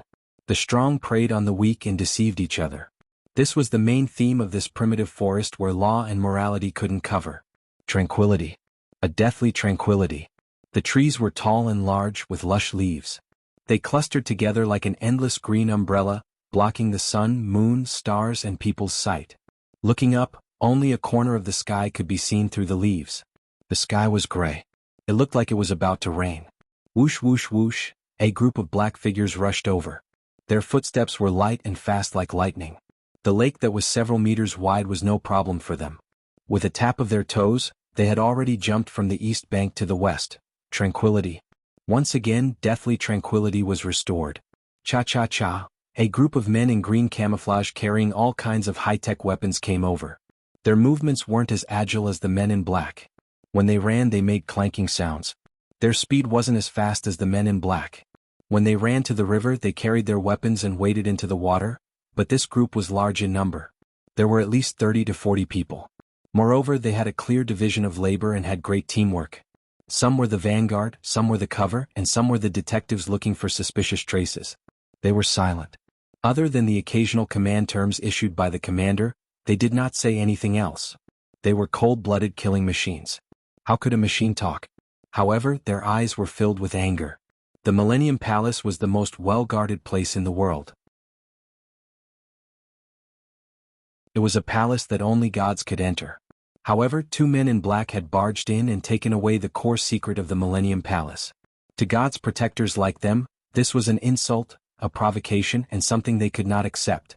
The Archbishop flew into a rage and smashed his favorite bone cup. He mobilized dozens of God's guards and countless soldiers to issue an SSS-level kill order. No matter what, he had to bring those 2 audacious devils back. If he was dead, he wanted to see his corpse. More importantly, he had to get back what they had taken. The God's Guardian had people who were good at tracking. They released the White Eagles, hunting hounds, and activated the surveillance cameras in the area. Finally, they locked onto the target's location in the southeast. As a result, the primordial forest became a battlefield for both sides to fight and kill. They searched the forest for 2 days. Originally, they were worried that they were searching in the wrong direction or that they had fallen into the enemy's diversionary tactic. But 2 days ago at 4 in the afternoon, they discovered the target of a black-clothed man. Both sides engaged in an intense battle. 7 gods' guardians surrounded and attacked a black-clothed man. When they seriously injured him and prepared to kill him or capture him alive, another black-clothed man shouted, "Eighth brother's tooth leak," and rushed out. While running, he fired a bullet from his pistol and took out a long sword from his waist to join the battle. The masked black-clothed man attacked ferociously. After he joined the battle, the heavily injured black-clothed man was finally able to escape. The black-clothed man fought against the 7 gods' guardians by himself. After chopping off the arm of a god general, he shouted a few words such as "cry and you will dig together," and "damn it," before looking for an opportunity to escape and disappeared without a trace. These damned East Asians. The Millennium Palace had expended so much manpower and resources to intercept the 2 thieves, but not only did they fail to bring them back, but one of their divine generals was also injured. That was an incomparably noble divine general, an important figure who could drink afternoon tea with the archbishop. The archbishop smashed another human head cup that he liked and began to increase the reward and punishment system. Anyone who could kill one of the black-clothed men would be promoted to a god general, regardless of their previous identity. Thus these people all went crazy. Their eyes were bloodshot. They gathered in groups and combed through the forest again and again. No matter what, they would not allow the 2 damned fellows to return to East Asia. Even if they did, they would kill them and kill them. This was the consequence of offending God. Despicable East Asians, they cursed in their hearts. Cha-cha-cha, another group of men in red robes jumped over the river. They were noble and reserved. Even in this uninhabited forest, they maintained a good image. Northwest direction, 23 degrees. Traces of broken branches found. Fresh wildflower petals fell from the Red Devil Valley. Southeast direction, 11 degrees. Startled birds flew away. Using a language that outsiders could not understand, the earphones in their ears sent out all kinds of information. They were responsible for categorizing the information. We must kill the 2 demons who broke into the temple. This is the price of blasphemy. I must kill my way to the East Asian temple and take revenge on their fake gods. When they were far away, the river regained its tranquility. Puff, puff, a string of rapid bubbles appeared in the grass by the river. A face slowly appeared on the surface of the river, like a pale corpse. Whoosh, after listening carefully for a while and finding no dangerous movements, half of his head emerged from the river. No one would have thought that at the place where the white rabbit was drinking, there was a man hiding beside the big snake. Gong Sun Chi climbed out of the river and pulled out the 2 blood-sucking leeches on his body. Then he looked at the wound on his left rib and frowned. He fought 7 immortal generals alone. When he avoided the joint attack of the first 2 immortal generals, his ribs were accidentally cut by the 3rd immortal general. The 3rd immortal general wanted to stab his heart, but fortunately he reacted quickly and avoided the heavy blade. Otherwise he would have been dead by now. Fortunately, Fang Yen returned and rejoined the battle, breaking their siege. If not for Fang Yen, he would have been dead by now. A few days ago he and Fang Yen met the young chief. Then they circled around the earth and hid their identities to reach the place where the gods had descended. With the help of a spy, the 2 of them passed through many checkpoints and arrived at the sacrificial temple of Millennium Palace. From there they stole their target. If they wanted to take the treasure, they would trigger the alarm switch of Millennium Palace. If they did not want to trigger the alarm switch, they could only not touch the treasure. It was not in line with Fang Yen and Gong Sun Chi's character to enter a treasure mountain but not get the treasure. Thus, the 2 of them broke the protective wall and ran away with the treasure. After that, they began to encounter a difficult and dangerous escape. The strength of the enemy was beyond Gong Sun Chi's expectations. Although they had seen a lot of information on people on the plain, in Gong Sun Chi's opinion, it was just some boasting of the Westerners. Only Huaxia's martial arts were real martial arts, and only Huaxia's martial arts were real martial arts. Then he was stabbed into this state. Gong Sun Chi took out a bottle of red potion from the depths of his clothes. He unscrewed the cap and drank half of it. Then he poured the other half on the wound. After soaking in the river, the red and swollen flesh that was about to burst open immediately began to reduce the inflammation. The wound also began to heal. With the development of modern technology, all kinds of military medicine had magical effects. If he did not use this medicine to stop the bleeding, he would have been eaten by all kinds of snakes and crocodiles when he was soaking in the river. For a martial artist of Gong Sun Chi's level, this kind of wound was not life-threatening. However, in this primitive old forest with so many people chasing after him, this wound was very fatal. He could not use too much force or too much chi. If he used too much force or chi, the wound would be torn open. At that time, blood would flow out. He would bleed all the way as he ran. Even if he did not die from bleeding, the blood that flowed out would be the best guide. It would bring a large number of immortal generals and death warriors. The sound of the grass's soft body being stepped on could be heard. Gong Sun Chi held the dagger in his hand. His body leaped high like a cheetah and stabbed in a certain direction in the forest behind him. A man in black rolled out and said in a low voice, "It's me." Gong Sun Chi stopped attacking and looked at Fang Yen in surprise. Since he separated from Fang Yen 2 days ago, he had not heard from him. He thought that he had already fled back to his country. Wasn't this what he was capable of doing? Now that it seemed that Fang Yen had returned, he could not hide the joy in his heart. Meeting an old friend in a foreign land, even if it was a familiar idiot, was something to be happy about.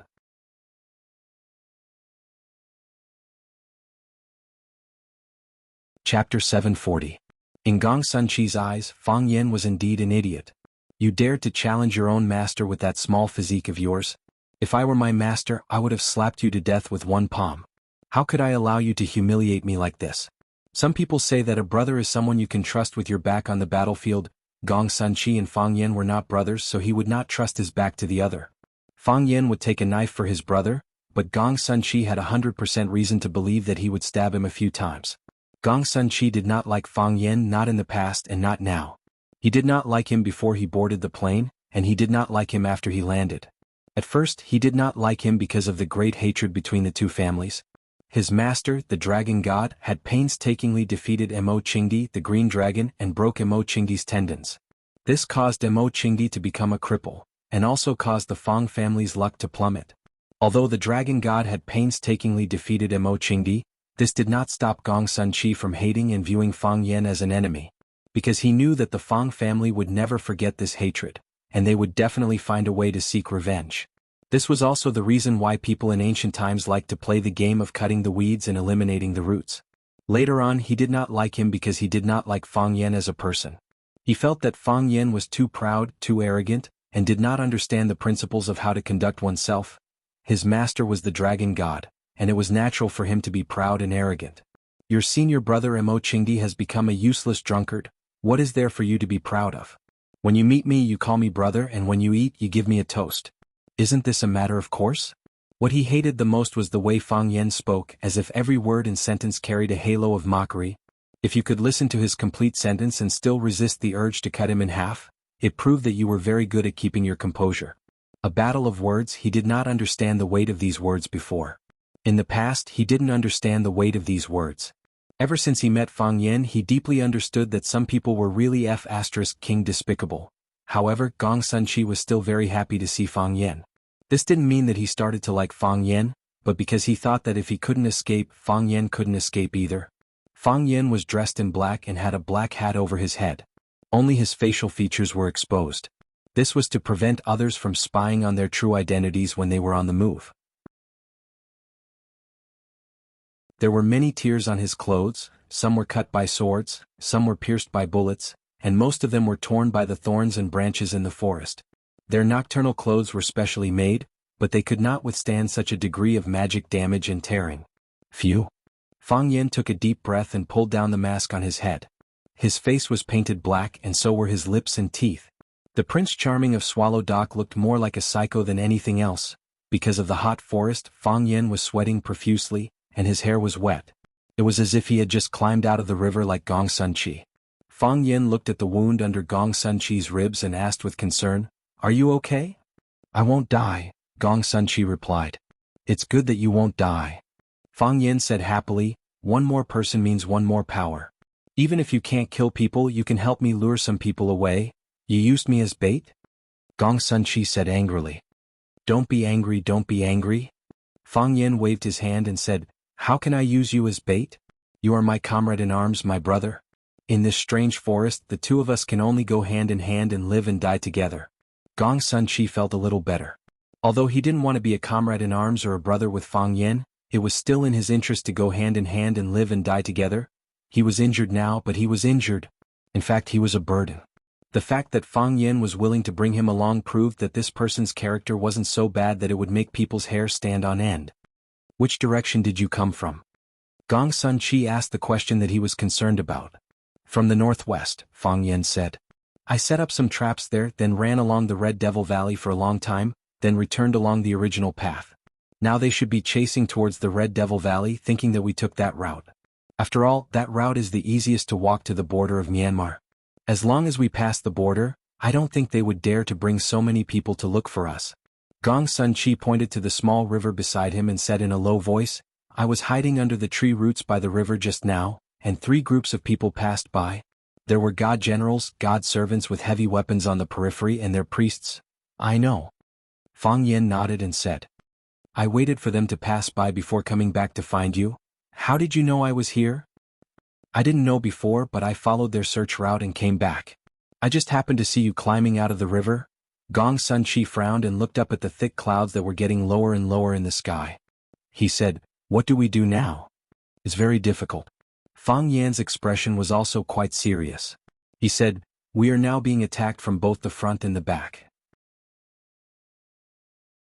The first group of people who were chasing us ran ahead of us, and they may have already set up a trap at the edge of the forest. If we want to enter Myanmar from the border, we may fall into their ambush. There are still people coming from behind, and once they find out where we are, they will be able to surround us from all directions, constantly reducing the space we can move around. In the end, there will be less and less space for us to move around, and we will still be trapped by them. Gong Sun Chi snorted and said, I know all this. Let me ask you, what should we do now?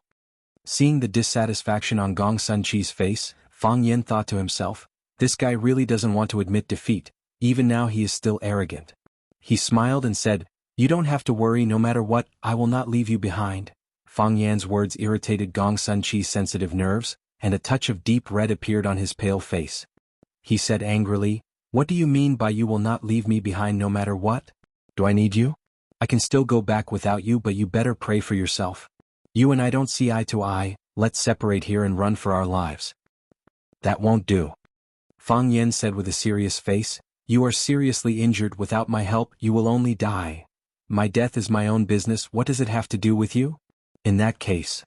Fang Yen smiled and said, You stay behind, I will go first. You, Fang Yen patted Gong Sun Chi on the shoulder and said, Take care. Fang Yen glanced at Gong Sun Chi, and then quickly disappeared into the forest like a nimble rabbit. Gong Sun Chi was stunned for a long time, and the muscles on his face kept twitching. This bastard, he abandoned me just like that? Didn't we agree that we are comrades and brothers? Whoosh! Fang Yen slid down from a towering tree, covered the mouth of the divine servant at the back of the team, and used a sharp blade to cut his neck. Blood spurted out, but because Fang Yan's gloved hand covered the wound, it did not splatter everywhere. His body first stiffened and then slowly became limp. His soul was taken away by the god of death, and all the strength in his body dissipated. His legs softened and he fell down. Fang Yen dragged his body and slowly put him down on the grass. The gun in his hand fell to the ground, but Fang Yen lightly kicked it with the tip of his foot, and the gun flew into the air again. He picked it up in one go to avoid making any noise. Screech! A grasshopper in the grass was startled and jumped toward the tree trunk. Someone in the team ahead turned around. Pa! A bullet flew past the side of Fang Yan's face. Fang Yen did not stop, and his body rolled toward a tree in front of him that was as thick as a person. Pa pa pa pa! Rows of bullets swept over, hitting the place where Fang Yen was just standing. If Fang Yen was a little later, his body would have been smashed into a pulp by now. The target has appeared, the devil is here. Someone shouted. The soldiers immediately found cover and began to bombard the tree that Fang Yen was hiding in. The bark of the tree was smashed, the trunk was riddled with countless holes, and the weeds under the tree were charred black. However, there was no sound behind the tree as if the target had been killed. The commander issued a ceasefire order, and all the divine servants in the bunkers immediately stopped firing. They waited quietly, waiting for news of Fang Yan's escape or his death. Unfortunately, after waiting for a long time, there was no movement behind the tree. There was a deathly silence. The commander spread his fingers and clenched them into a fist. The soldiers understood and immediately spread out, walking toward the tree step by step. Pa! A sound came from behind them. They quickly turned around, raised their guns and fired at the source of the sound. Pa pa pa pa! Bullets flew, and the black shadow disappeared in a flash. Another divine servant's corpse was left on the ground. That damn devil, he had somehow sneaked up behind them. The commander was furious. He raised his arm and waved it in the air. The divine servants understood the commander's intention, and they turned around and rushed toward the place where the black shadow disappeared. They fired as they ran, but did they find any trace of the target? Maybe they would be lucky and hit the devil's head or heart. Fang Yin ran through the dense forest and returned fire with his gun. Eighth brother's teeth. Fang Yin roared angrily. He felt that his Japanese was getting better and better, at least the sentence was very good. You're tuning in to the Han Li's Wuxia Chronicles YouTube channel. We're so grateful for your support, and don't forget to subscribe to join us on this incredible journey through captivating stories. Your generosity through donations truly makes a world of difference, as it's the primary source of revenue that allows me to expand and enhance this channel for you. Thank you from the bottom of my heart for being a part of this adventure.